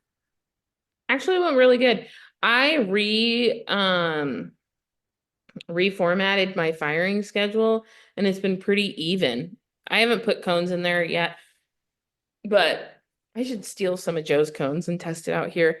Uh, but yeah, it's been really good, and having the kiln on those casters makes it so easy. Like we were talking about this beforehand, it makes it so easy to just roll it out of the van, like put it on the ground and roll it to wherever it needs to go. Mm-hmm. Um, yeah, it's been really good. Because you had like I 8 shelves in there for that workshop, the jewelry Yeah, room. Is that right? 8? I had like over 100 pieces for that workshop because it was Wow. all my mom's friends and I couldn't tell them no about how many pieces they should have. And they took advantage of me like they do, Because like most people everybody have does. four a person, right? Is that what it is? 4 pairs, so like 8 pieces. And I told them they could do 10 pieces. And like somebody was like, oh, well, I made 10 pairs. I'm like, oh my fucking God. I thought you said And 10 pairs, not I thought you pieces. said 10 pairs. Um, But yeah, so I fit 8 shelves. It was almost nine, I think, maybe 8.5. And I still had like a ton of room. Wow. I still had a ton of room. And it was great. It's great. It's doing great. Yeah, those little Uh clay stilts that you had. Yeah, I made little tiny clay stilts just, and I made some for you. Just little half-inch stilts. I haven't used them just yet, but Yeah. I haven't had But anything in my kiln that small that I needed them. I thought that I needed to change the elements, which I do, but I thought that it was a little bit more dire than it actually is. So I'm pretty stoked about that. I not stressed about changing out the elements at all because of the channels. And the only thing that I am like not worried about, but like, is that they fucking secured that shit on there. There's like 12 screws around the metal part. The control box part? Yeah. Oh my But gosh. yeah, because I've taken it off once before and I was like, God damn. There's a lot in But here, yeah. yeah, so that's the only like whatever. But I mean, you could think of that as a benefit. So yeah, it's been going great. The new program that I have is awesome. I haven't been firing as I haven't been firing as speedy as I normally would. So I mean, a uh lot of times when you don't have to worry about filling it, I mean, I suspect the draw is you fill it quickly and then fire it and let it go. And it like, even if yeah. it's slow, it's gonna, I mean, it'll take a while to get the temperature, but it I cools. think it's taken like 8 hours, but that's like with a 2 hour hold kind of situation. So or Hmm. whatever. So um God, I can't I cannot imagine the last couple months without that kiln. Yeah, you would And have, I don't know what, like, yeah, you wouldn't have been able to do like that workshop. You wouldn't have been able to do any of those workshops, or you would have had to stick around a while at those exactly studios. like the accessibility of this kiln of the LNL, like the plug and fire is has changed my whole life and how I like view workshops and everything like that. To be able to send an email out saying I have everything I need is like the coolest thing. And to include that into a kiln, like all I need is a plug. That's it. So Yep. A plug that's in some like time. a plug and some time. That's it. And so that's been like the coolest thing. Yeah. I'm stoked to get in there and like change everything out and do the things and uh yeah, it's just, and I mean, I told L&L this, and it still reigns true. If you needed a product tester that really puts it to the test, I'm the person. So, I mean, Yeah. the amount of times that I've moved it in and out of that van is unmatched. Yeah. So, Yeah, you've given yeah, them some feedback for sure. I mean, the peeps and the sensors and yeah, and they're very, quick to fix them. yeah, So, for sure. And I mean, we don't never, I think that you should never expect anything to be perfect on the first go around. mhm. Um, ever. Like nothing that was first gen was perfect. It always gets better from here. So I'm excited to see how they kind of like improve on the next. So it is too heavy for me to pick up all in one shot. I do have to do it in two shots. So I am glad that it's in two portions because if they would have made it like a unibody Well, situation, it would have been too heavy for me. And I'm pretty strong. do you So keep the lid attached as well, or do you disconnect the yeah. lid and take the lid off, take the body, and then the bottom? No, no, no. I move the lid and the body together and then the bottom and the legs together. So, and I just set the body on the ground and then put the legs in and then put the body back on. Yeah. I want to myself figure out how to put two latches on. I may ask Dimitri how to do that at Ensika, like to put two latches on the side so that when I'm traveling, I can latch them so they don't move. Um, Mm, but yeah, sweet. Did you look up yeah. their videos at all yet? Not yet. I gotta do a good old fashioned research day Mm, coming up. yeah. Yeah. Got some homework. Yeah, I started writing down some notes. I think it Yeah. would be good to have like a little pamphlet for the workshop on the 12th. So that like a PDF that I could be like, these are the Yeah, bullet you'd points be you like, need. here's the Yeah. links to, are you doing this? Are you doing Yeah. that? Like a linkable PDF. That'd be a good idea. Yeah. There you go. I'm gonna do that. Yeah. So All anyway, right. Where are you going to have all those links going to? hotkilns.com. All righty. Thanks, L&L. Yeah. All right. We Also, ready for can we the. say that we I got mean, we haven't officially signed anything, but okay, but rumor has it that we are still going to be working with L&L next year, and we're very excited. yeah. So I mean, we've officially signed for Speedball, so we are working with Speedball officially we as are well. working for Speedball, and And then rumor has it unofficially Kiln Shelf as well. Kill himself as well. So we're very excited, and we love the people we work with, and yeah, Yeah. stoked about it. Yeah. We got those Today was emails a today. exciting day. Yeah. Like back to back. I was like, shit. Yeah, I know. In the email thread, it's like the one right after the next, and I was like, "Damn!" Yeah. It's like they were communicating or something. I know.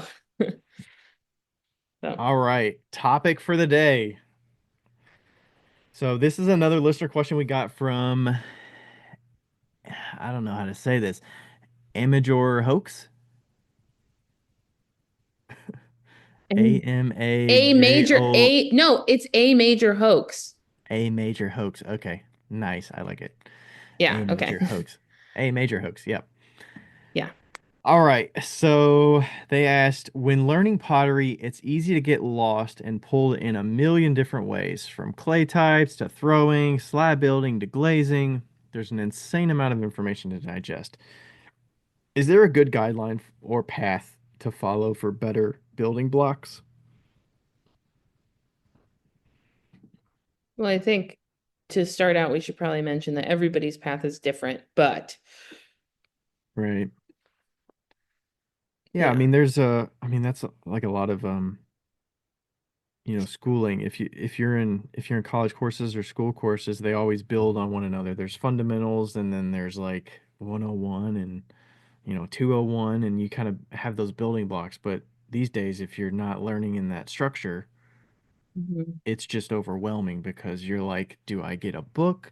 Whose book do I get? Which one's the best? Well, like, are you a book learner? Are you a video learner? Are you a physically go somewhere and have somebody walk one on one with you?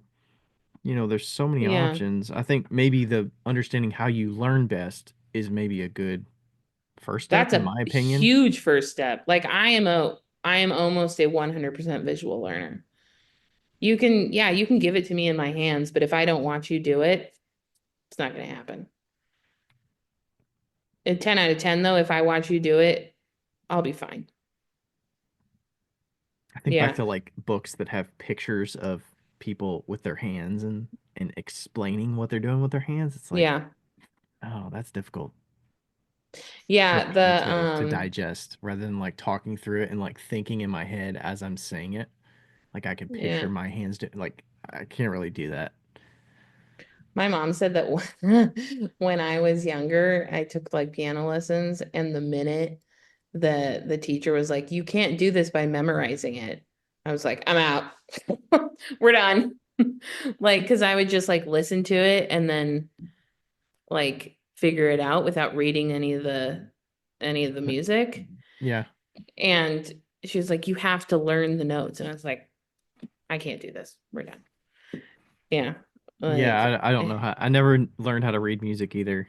I had to translate it. I had to look at the where they were on the lines and say like, all right, the starting is here, so this Yeah, letter is this line, and do that, and then write out the yeah. letters. And I was like, I don't really understand this. And the I think it's important. Let's see what, let me Google what the different types of learning are. I'm gonna look up a major hoax as well and see. Yeah, I'm Okay. definitely a watch, but also just the act of doing and repeating. I think I learn better as well because I can really zone into what I'm doing and kind of break it down. Okay, so, this is fun. It's an infographic breaking down the six types of learning. There's visual, auditory, kinesthetic, verbal, solitary, and social. So visual, need to draw things out. You're probably a visual learner. Concept maps, symbols, and color coding are your best bet. Auditory, you need someone to tell you things out loud. Chances are you're probably an auditory learner. You might tend to notice things like change of pitch or tone. Kinesthetic is like to learn hands-on. You're mostly likely a kinesthetic learner. This means you prefer to be physically involved. Kinesthetic learners only make up about 5% of the population. That is fascinating. Social, if you're good at communicating with people, this is most likely your style. People might come to you for advice. You're aware of their moods and emotions. I don't feel like that's a type of learning. I also don't feel like this next one is either. Do you do you like to work alone? This style means preferring private and independent learning. Authors and researchers are commonly this style learner. Okay, maybe. What was And that style verbal, called? solitary, Solitary. Okay. and verbal, do words and writing help you learn? You probably know endless definitions of words and learn new ones frequently. You may also enjoy rhymes and tongue twisters. Verbal, definitely not for me. I would say visual and solitary, maybe. What about you? I think the kinesthetic and the conversational social, I think talking to somebody that is ex experienced in it and I can actually Hmm. kind of do it while I'm talking to somebody so they can kind of break Okay. it down when I'm at that point. I feel like that kind of resonates. Okay. See, I always Yeah, assumed I definitely visual can't was just like read a book about it. watching somebody learn, like watching somebody while you're learning. Oh, this is interesting. It has percentages. Um okay, visual learners are 60.9%. They learn what they see. Auditory is 10.3%. Hands-on is 39.5%, and other is 3.9%. And you know what's interesting is that um, most people that I've taught always say they're a kinesthetic learner, like they're hands-on learning, and almost 9 out of 10 times they're wrong. What are Like they? Or what do they're you think they visual. are? They're visual. Visual? Because like when I do learning over the interwebs, you have to be like Mm-hmm. so they think they're a hands-on learner. So when they've been learning this whole time, they've been like, okay, I've got to do it while I do it. And I'm like, or you could just watch me do it Mm-hmm. and then do it. And then Yeah. they see what's going on and then they figure it I out. feel like it's a process. Like, yeah, I It is definitely a start process. visual, so I am gonna watch somebody and I will gain a little bit of understanding of what Yeah. I'm shooting for, and then I kind of want to talk to them about it, and then I Yeah. want to execute on it and do it physically. Hmm. So I don't know. Yeah, I think I do agree that it's definitely a process for sure. But that was interesting. That's interesting. I So need to yeah, stop saying figure out interesting. what type of learner you are. What, are you gonna enjoy reading a book about slab building projects or techniques for glazing or throwing? Um, Yeah. or do watching a YouTube video that's walking you through a very specific form and just Yeah. watching it on repeat while you're trying it out? Um, Or are you like an audio person? So you have to have somebody like talk it through with you while you're doing it. Um, like when you talk to me about things that I don't know about, straight through the brain. Nothing gets retained.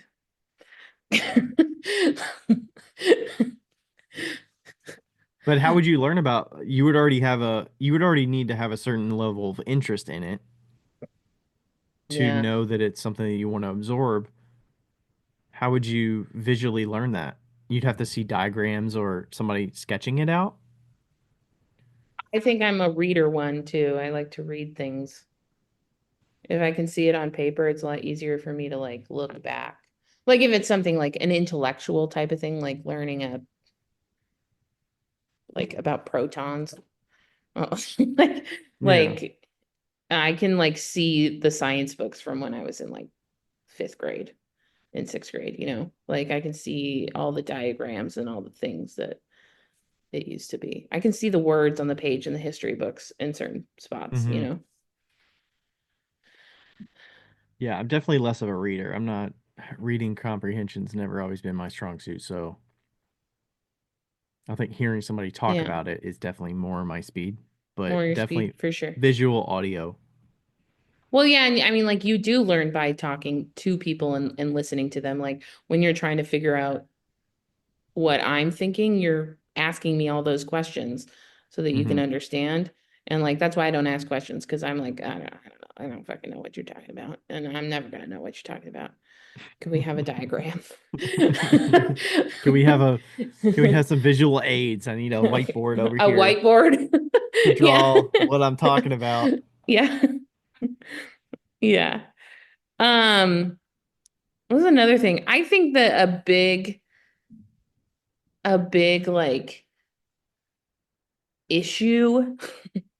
I don't know if it's an issue or not, but something that I see in people that are trying to progress in business or in pottery is sometimes they skip like 4 steps when they need to like learn the basics. You know, like they're like, I want to throw big. So they throw a 20-pound pot when they can't even throw a 4-pound pot, you know?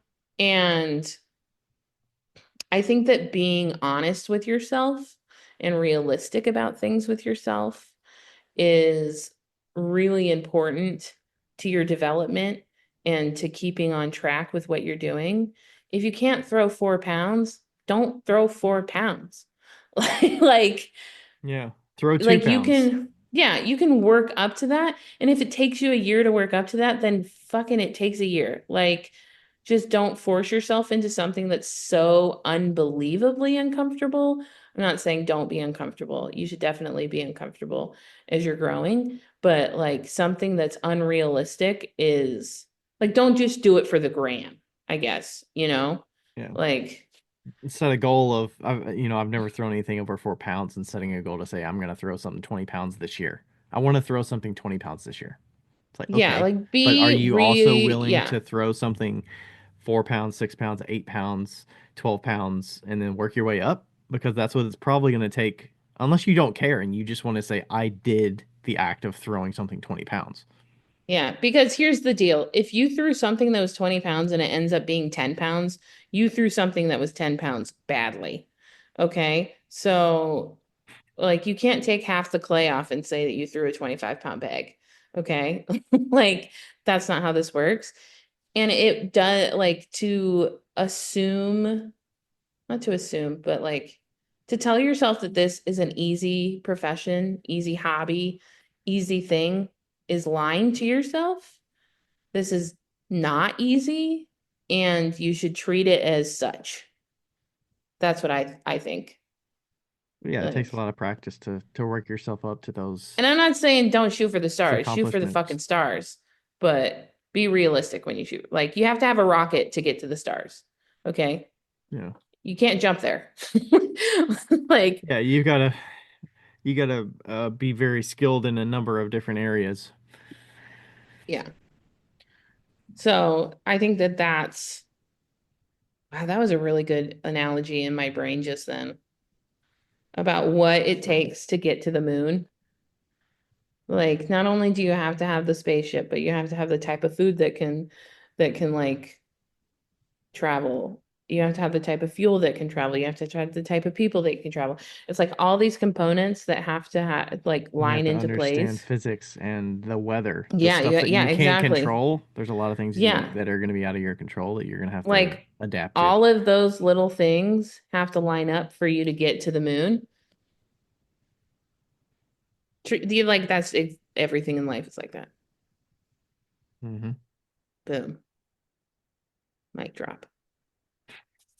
So with all of the content out there, how would you, I mean, is it just a level of interest in certain like in some ways you could say this question's asking about how do it could be a how do I find what I'm interested in or where Yeah. I should, delve into more. And it's kind of like, are you in sampling mode? Are you just playing around Right. and It's trying to like, so find your it niche? says Or there's an insane of information, amount of information to digest. Like, I guess like finding what's the priority, like what's important, yeah, maybe. I mean, the path to follow better building blocks. I mean, I think you need to actually. That's why I think it can be overwhelming if you're an independent potter and 100%. you're really just you're choosing the curriculum, you're choosing what you feel like making that day, and there's no structure to it. I think you need some sense of structure to really build a solid foundation. You need to, I think, some kind of a studio class is going to be Yeah. beneficial to get your Yeah. bearings, and maybe you have to take a studio class like 3 or 4 times to even have a semblance of, hey, I'm actually getting better at this and I have a decent understanding of how to make a cylinder, how to make a bowl Yeah. if you want to throw. If you're just hand building, they have their own projects. And again, you have to be really realistic with yourself. Like, how are you doing in those classes? Are you struggling with something that is like something that maybe you need more help with? Like, are you struggling with centering and why? And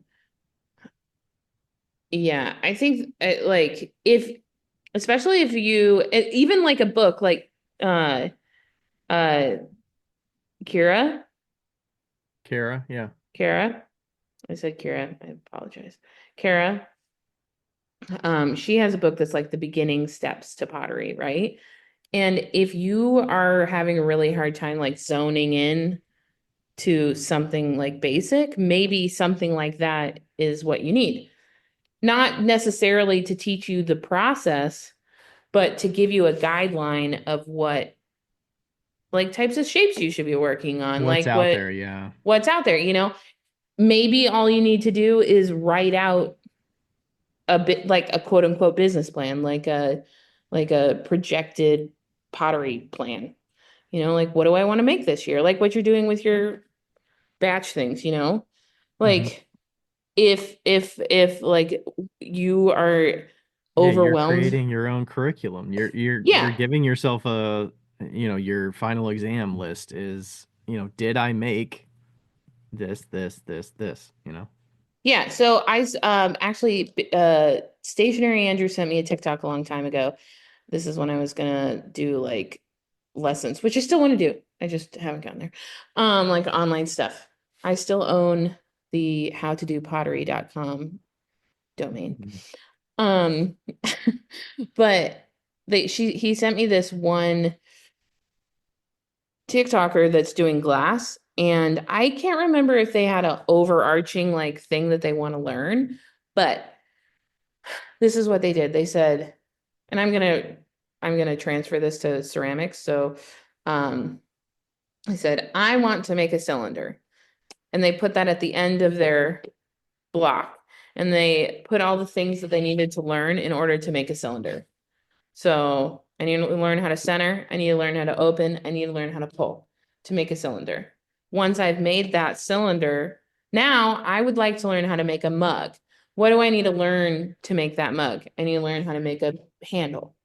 So I've already learned the cylinder. I've checked that off. That's checked. So then I will need to make a mug. So I need to learn how to make a handle. And I need to learn how to trim. Okay. So like having those building blocks. So like let's say you're having an issue with like, let's say there's a goal that you want to make. Like I would like to make a 10-pound vase this year. Let's not make it 10 pounds. Let's make it 5 pounds. I would like to make a 5-pound vase this year with this certain dimensions. Okay. Hmm. Then walk it back. Walk it back from that. Yeah. Or maybe a size requirement. I would like to make a 12-inch pot.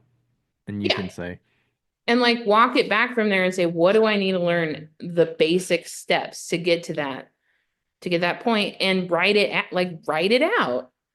Make it like we don't write things out anymore. Like there's a reason that people that write out business plans are successful, you know? Mm-hmm. Like, it's a visual reminder.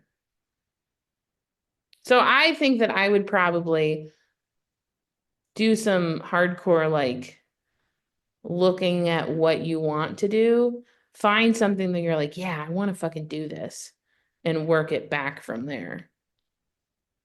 What do you think? Yeah, there's a lot of ways you can go there. I was looking at his Instagram, Oh, I didn't even look. and I think so there's some surface design on there. There is a lot of wheel throwing. So yeah, I think I like the goal approach with maybe saying I'm gonna make 10 pieces focused on with surface design. And you know, you can that's very vague. That could be anything. That could be I'm gonna use design on the wheel. I'm going to do it with trimming. I'm going to do it with underglaze. I'm going to do it with carving. Like there's so many Mhm. ways you can go. So, do you like a broad option like that? And you just, 10 pieces is very well, to me it's very reasonable. To some people it may not be, but first you actually have to have 10 pieces made. Okay. So that's a part of that goal. And then all right, what kind of what do I want to experiment with? Do I want to, okay, seeing people carve looks interesting. Let's just have some fun and carve as much as I want on these two pieces. Maybe I go with like a simple carving that's a little more structured, and then I just go wild and just carve as much as I want and just come up with something. I feel like maybe goals like that would be interesting, like experiment with surface design. Keep it broad and make it something that's attainable, and then maybe something very specific to I want to make a honey pot. A specific form that you have in mind, and then research some different options out there. Are there there could be it could be a solid piece. Do I want to make a closed form and then cut it and make it into a jar to make it like that, or do I want to do it in two pieces? Okay, I need to learn how to make the body of it, and I need to know how to make a lid. What are the different types of lids? you know uh it's got to have like a cutout for the little, I don't know what you call the thing that goes in the honey pot. The cutout? I don't the know. the actual wooden thing, what do you Oh, call the that? honey, the Is honey it a stick, spoon, honey stick? the comb stick thingy. Yeah. So it's kind of, yeah, it's got its building blocks of like you're talking about, of these are the things that I need to learn to make this. um and I'm sure it could be overwhelming to say, if I don't make a good clean cylinder, then making something that has two pieces to it fit together is going to be more difficult. um Yeah, you know what's really interesting too is this a major hoax. Did you look at their other account? I did not. It's fucking cool. Aziz K. Yeah, it's Um, very illustrative. they're an Lot. illustrator. Yeah, he's an illustrator and like uh so clearly you found your style in illustration and um so maybe like specifically for you, like maybe you shouldn't focus so much like in the beginning on illustration, even though I did see that Sgraffito piece that you did and it was fucking cool. Um, maybe you need to work on basic, basic like skills. Not that your stuff is bad. I'm just saying like uh maybe since you already know that you're talented in the illustration part of things and like doing like art on things, which I feel like you're doing. Like the page has got a lot of exploration. And I think that there without exploration, you have nothing at the beginning of ceramics. Like we would, you know, uh, you will always find, and it looks like you already found what kind of like style you want to get into. but you'll always find that style that will just like click, someday. But I wonder if there's a. I would suspect there could be a balance there too, because if they're an illustrator, they're like, there's so much potential to these simple pieces. So I kind of yeah, want to cover it up with the skills that I'm really good at. yeah. I mean, Or maybe they don't want to do there's a that at little, all. yeah. It could be, hey, I want a balance of, hey, I do this all day for illustration. I don't know if they have a day job in it or whatever, but it Right. could be, I mean, this process of making pots, if you're gonna throw, I mean, I think all of them are thrown. It is a game of repetition. If you want to get better, you have Hmm. to make a lot of them. So, focusing on if you care about the base form improving, you have to make a lot of pots. So, I think um, that the bummeriest bummer of some amazing potters, or not some, okay, no, not amazing potters. The bummeriest bummer of some people that have gotten very good and like popular on the Instawebs is that their pottery skills don't match their surface decoration skills. Like they're like the pottery skills is at like 75% and the surface decoration's like 100. And you're like, God damn it. Like I want this to yeah. be so much better, Or if and like, their handle doesn't look as good as it should, but their surface yeah, decoration looks amazing, you're like, man, if you could just improve the handle a little bit. yeah, like, and obviously they mostly eventually get there. Hmm. But and it's like in the beginning when they're trying to figure that out, that balance out. And Yeah. but yeah, I think that's like the biggest thing that like what you were saying, like repetition is key. And if you have been drawing and you have stuff this cool now, then you already know that. Anything that we've done in our life takes repetition I'm to sure it's be good very at. frustrating having skills, like drawing skills, and then you're trying to, Mhm. man, I gotta like my drawing skills are there. Like I really love this part of it, but I hate the making a handle. So I'm just not gonna make anything with a handle. Or, Right. you know, I oh, like this form needs to be a little bit better. So Yeah. it just doesn't match the quality of the pot. So you're like, Yeah, but I don't want to spend my time making a bunch of pots because I love the drawing part. exactly. Like actually I have a friend who is loves the illustrating part and loves the surface decoration part. And guess what? She doesn't make her pots. She Oh, pays there you go. somebody to make her pots for her. And that's fucking fine. Like that is fucking fine. Like Or I'm sure some people could probably just buy bisqueware, yeah. buy, paint Yeah, your own but pot, do yeah. your surfaces on it. I don't know. And I mean I've said this before, but I'll say it again. The hardest, in my opinion, my unprofessional opinion, um, people that are artists go into ceramics assuming that because they're an artist, this should be pretty easy. But ceramics take up a completely different part of your brain than art does. Ceramics is got that, is it left or right? That mathematical, it's the mathematical part of your brain.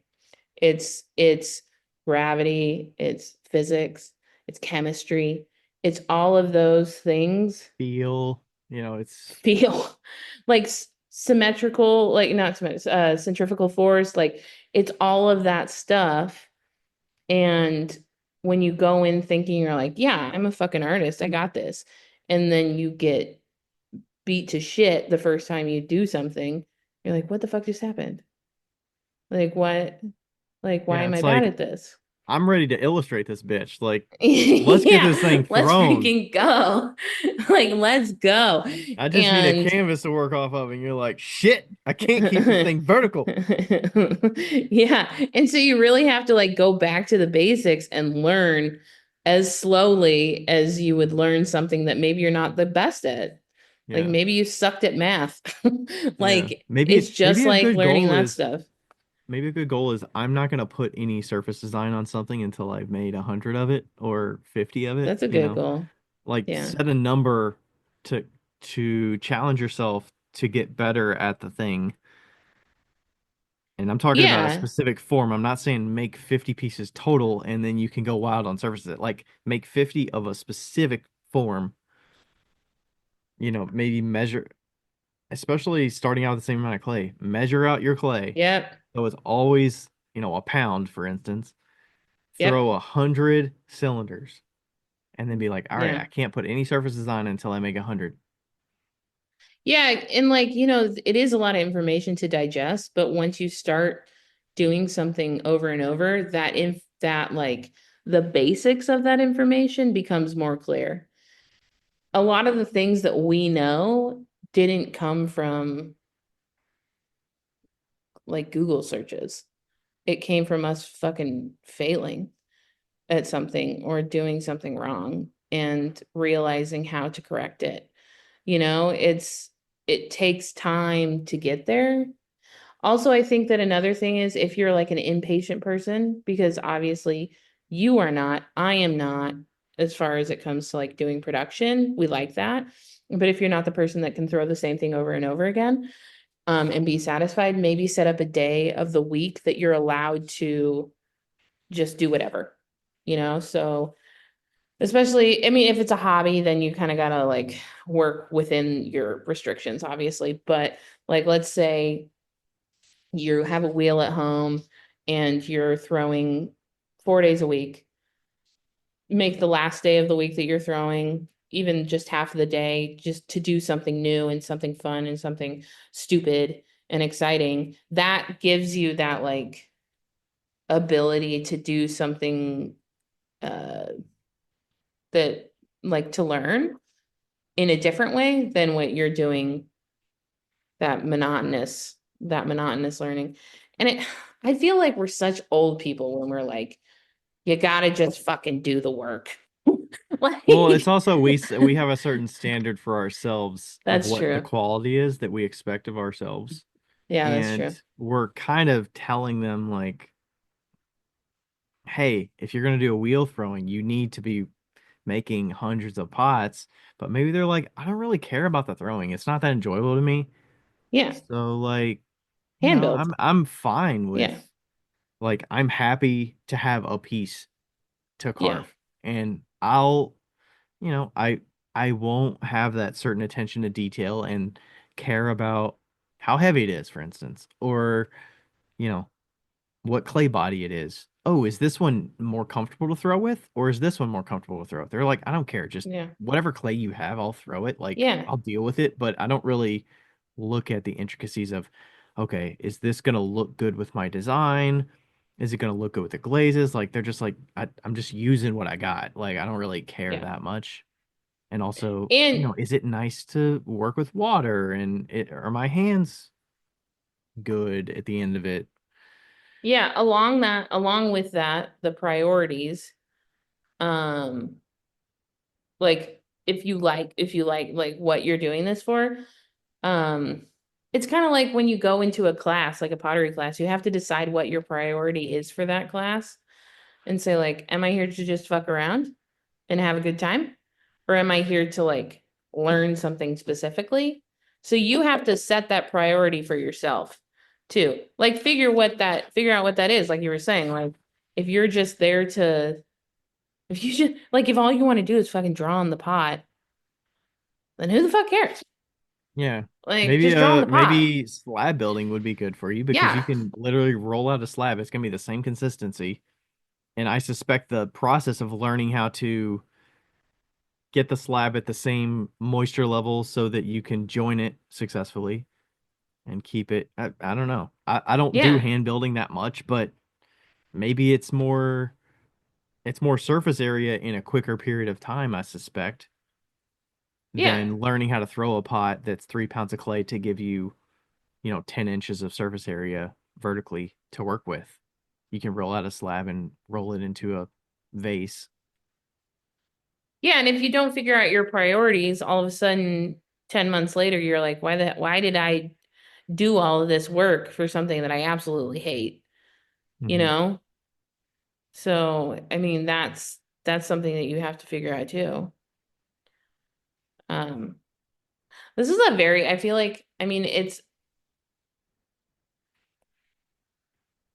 a very pointed question, but it's also a very vague question at the same time.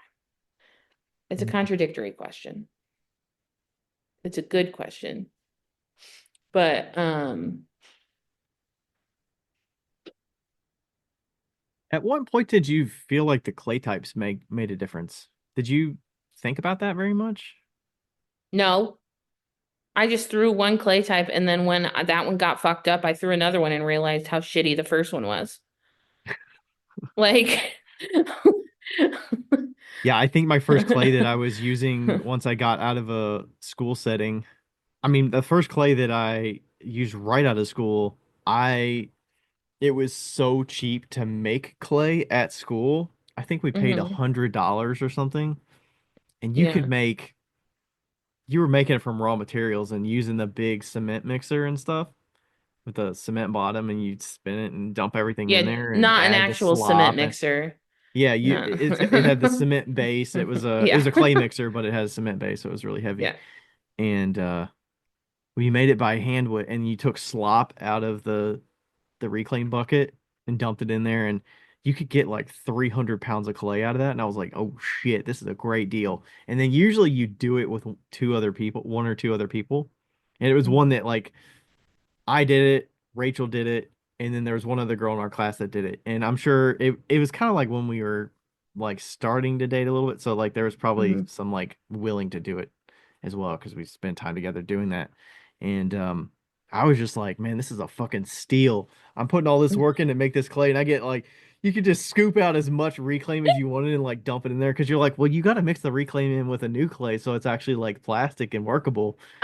And we were just mixing it up and then dumping it in there. And I was like, oh shit, I'm getting so much clay out of this for like no You know money. what's so funny about that is that positive, I am more than positive that Rachel was like in that situation, being like, God damn it, why am I doing this? Like, all I want to do is hang out with Ryan and I'm just making this fucking clay. And you're like, you're like, God damn it, this is so great. Like, it's I'm so saving cheap. so much money. That's the best. That is the best visual representation of your relationship I've ever heard. And these days she says how much she hates the feeling of clay on her hands and stuff. Yeah. Yeah, I can't remember. We had so we were mixing it and you have the clear bags and you I think we shoved them in like a wide PVC pipe or something. I think you shove the bag in there and you fold it over the edges and then you just throw the clay in the bottom and you Yeah. just fill it up as much as you can. Oh, that's Oh man, I amazing. can't remember what part of it she was doing, but yeah, it was a mess. I But think it meant I think the yeah, whole clay type situation, like it really matters in how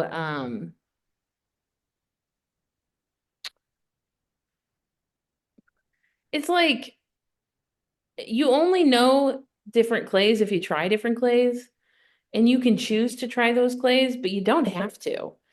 It's kind yeah, of like looking things up on the internet. Like you can choose to be informed or you can choose not to be.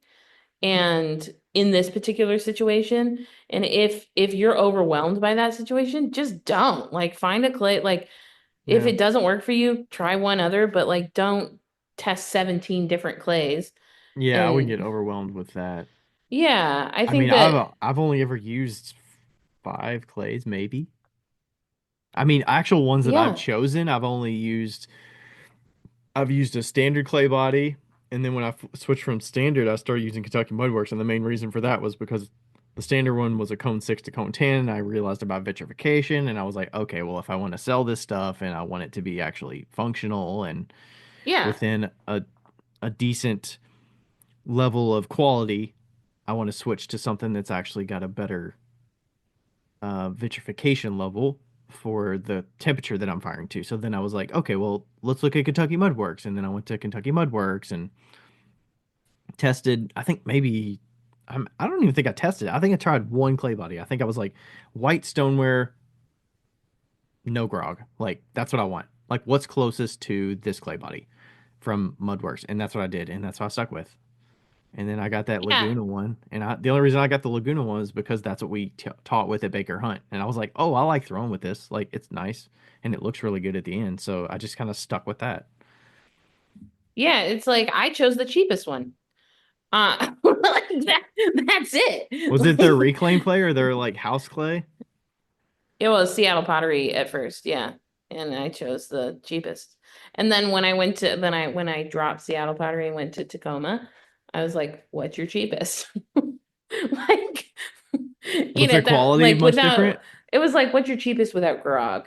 What's the comparable to this? And they were like, well, we have two that are comparable to that. One is this much and one is this much. And I was like, great, I'll take the cheap one. And and yeah, I mean, like, especially, it also really matters where you live. Oh yeah, Super it's matters where totally. you live. Hey, whatever your supply company has, That's what that's you kind of get. what you stuck with. Like, I yeah, mean, don't feel and a lot of times like if you're if at a you, studio, you don't even have a choice. You get whatever they have. no, yeah, A like lot of all of times my it'll be students got reclaimed one clay. type of It's clay. not, it's not like you're getting fresh. Some places you're probably lucky to get fresh clay out of a bag instead of Yeah, reclaim. yeah, exactly. And like, well, Aziz, is it Aziz? Is that right? Lives in London. I don't know what types of clays are in London, but I would imagine that it's not as diverse as it is here, mostly because London isn't a huge country. Or like not London, England's not a huge country, so I don't know how many different types of clay they have, you know? So, um, yeah, I don't think you should be too stressed about that. And also, look at Ryan. Ryan is a great example, like the slab building, because it says, the question says, easy to get lost and pulled in a million different directions, from clay types to throwing to slab building to glazing. Like Ryan doesn't slab build at all, No, I don't even have a at slab all. roller. I have no interest in that. I'm just like, there's so many variables of ways that you can go with anything. Even just clay Yeah, bodies. Some people dig their clay. Some people make their clay. Some people buy commercial. yeah, You can get like 50 different types of commercial like colors of clay. Like you can dye your clay and make it colored. Like each of these things that we call out, you can spend an entire lifetime doing, focusing on just that, and you would never even scratch the surface of what's possible. So, yeah. And I think it's important not to fall into the trap of all these people saying you have to learn all these different things. You don't. You know what? You don't have to learn it. If you have literally no interest in doing throwing, don't throw. If you have no interest in doing slab building, you don't have to do slab building. Like, you are not taking a test at the end of your life mhm. over the entire pottery. You're just trying to do your best and potentially either have a hobby or make some money if you're brave enough, you know? Yeah, I So, mean, a lot of what's out there, honestly, I don't see a lot of teaching about slip casting or mold making. So, I mean, if you're very into the illustration, maybe the right technique for you is yeah, slip casting, it's slip casting. and that's your canvas. It's quick, it's easy. Well, I don't, I'm gonna say easy. I don't, It's simple. It's more once you simple. get, yeah, it's more Yeah. straightforward once you understand the basics of it. Is it faster? Not necessarily. Is it better? Not necessarily. Is But it? if you're going for consistency of the form, and you don't, you can adjust the thickness of it by how long you're casting it, but Yeah. there is some technical sides to it that are probably a little more sciencey and specific than Yeah. throwing is. Like But a lot of like, ours is it's, feel and how soft the clay is and how the timing of drying and stuff like that. You've got a little more science and specific things like that involved in slip but casting. it's But still you could not that also just get hard. Like, casting I mean, it slip is. that's already ready So like Yeah. there's levels to how complex it can be and doesn't have to be. Yeah. So I did just say it's not that hard, but it actually is complicated. But what I'm saying is it's a little bit easier to get started right away. It's a little harder to perfect, which I feel like throwing is a little harder to perfect. And once you're there, I mean, it's a little easier to like get to that. And then once you're there, you're like there, right? It takes a lot longer time to get to that point, whereas it might be flip-flopped the other way. So, I don't know if I said that correctly, but you like can I've also started, outsource some of that stuff. Like somebody yeah, can make molds for you, or you can buy molds. yeah, you can buy molds. But like I started doing a little bit of slip casting. Are my things perfect? Fuck no. Um, but but it's been fun to learn a new little thing, and also my hands don't hurt. So is it faster? No. No, it's not. Unless you have 5 billion molds, not faster. But yeah, like that's another But option. is the effort lower on it? A little bit. I buy casting slip. Like I bought some casting slip from Jesse Woodworth when I was there at the Michiana Pottery Tour. It's kind of nice to carry around because you don't have to do anything with it. It's like I actually put it in the Rubbermaid container your mother gave me. Um, Oh, but really? Did it freeze? A Tupperware gallon jug. No, it was in my parents' house, so that's good. Okay. Um, but yeah, I mean, God, there's so many freaking, yes, you're right. There's so many freaking options. But I think maybe making a whole list, maybe making a pros and cons list or do's and wants and don't wants list is something that when Yeah. it's like when you go to NCECA, or if for anybody outside the country, NCECA is like a national clay conference that we have in the US. Um, and when you go there, there's so many different things that you can see and you can you know, learn and hear about.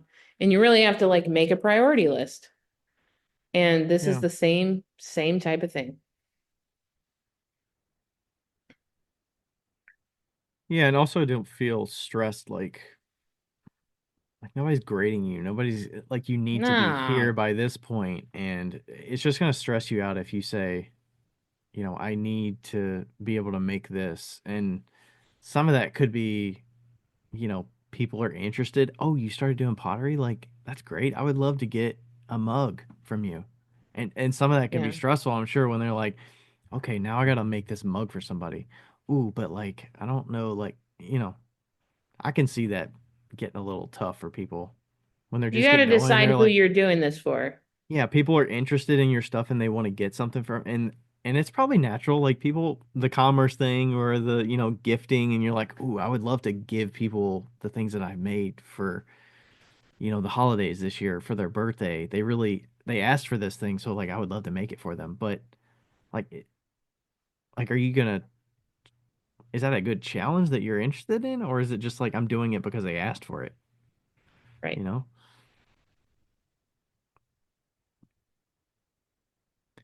Yeah, I would say Ugh. make a manageable list that is not overwhelming, because I'm curious if Aziz was like, I wonder if there's a feeling that I need to decorate because that's what I'm known for. Mm. That's where my expertise is. So like it just logically makes sense that I'm making the pots so that I can decorate on them. But Yeah, you don't have to do that. maybe it's something completely different. And you're like, you know what? I really like the unpredictability of the way the glaze is going to come out. And I go Yeah. crazy with the glaze options and layering certain ones and learning how to like paint with glaze and then let the kiln do what it's going to do, and then you see what comes out of it. There's Yeah. some people. Have you seen Brandon Christie's work? Bark Camp Pottery? Do you know Oh yeah, his yeah, stuff? yeah, yeah, yeah. He spends a lot of time glazing and layering, and he's got like 5 and 6 glazes sometimes layering, and he's basically painting with glaze. And it's a whole scene, and it's like runny glazes. He's not using like very static like stroking Yeah. coats and stuff like that. And it's very like you can go wild with all these different techniques. So, where Aziz is doing more maybe underglaze decorative illustrations, like there's a lot of other options too. Yeah. That's a loaded question. That's a Yep. loaded question. I don't know if we answered it correctly, but And maybe we we had a good just gave you conversation. more More, paths and yeah, maybe options we that you just didn't even stressed you know out about. even Now you're more. like, Yeah. wait, what is slip casting? I don't know what Yeah. that is. Maybe we just fucked it up for you And a then little you go bit to a more. class and you're like, I want to learn about slip casting. I'm like, we don't do that here. We have wheels and we have slab rollers. That's what we can do. Plaster is terrible. Yeah. That's what we dry our reclaim on. Yeah. Well, we hope you find your path. Do you know of any studios that actually like teach slip casting? Like No, making molds and stuff like that? no. I feel like that would definitely be a good That would be a fun, like, 4 week class. because there's so much that goes into that. Because, like, you could make your piece the first day, you could make the mold the second day, because you have a whole week for it to dry. And then you could cast it and then you could glaze it. Mm-hmm. That'd be great. Like, you could cast like 6 pieces or whatever. Be a Yeah. great class. Why I is somebody feel not doing that? I feel like Queen City Clay might have had a mold making at one Okay. point. It might have I feel like I kind of remember it because I think I had some interest in just learning a class like that. I think it was maybe a 6 week. That would be pretty fun though, Yeah, that would be a lot of fun. because there's so much there. That would be So something that I much. would be willing to be like, yeah, I'm completely noob here. Like, I got to take a class for something like that because I'm not just gonna like I got my own studio stuff going on. I'm not just gonna randomly pick up learning how to slip cast. That would be Yeah. something I'd be willing to actually go somewhere, be like, I you all was, have all the yeah. tools and you all give me what I need. Yeah. I was really lucky because I was at Heidi's house and I was like, Heidi, would you like to teach me how to do a mold?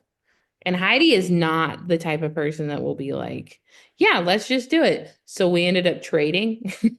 I did a little consultation with her and then she did the mold with me. So she's not a give away my information for free type of person, which I love about her.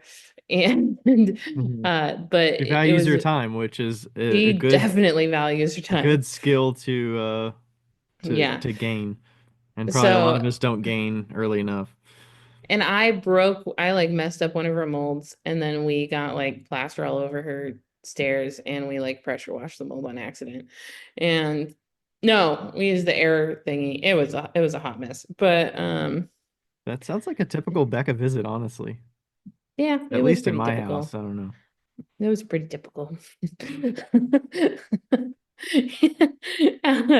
But yeah, anyway, I got really lucky because I know people, but that's not what happens very often. Slip casting. And I know like you can do a slip casting class, like Kurt has one still that he like Hmm. puts out, but Yeah, I that's think not he has in it on his person. website. Yeah, it's like a downloadable thing.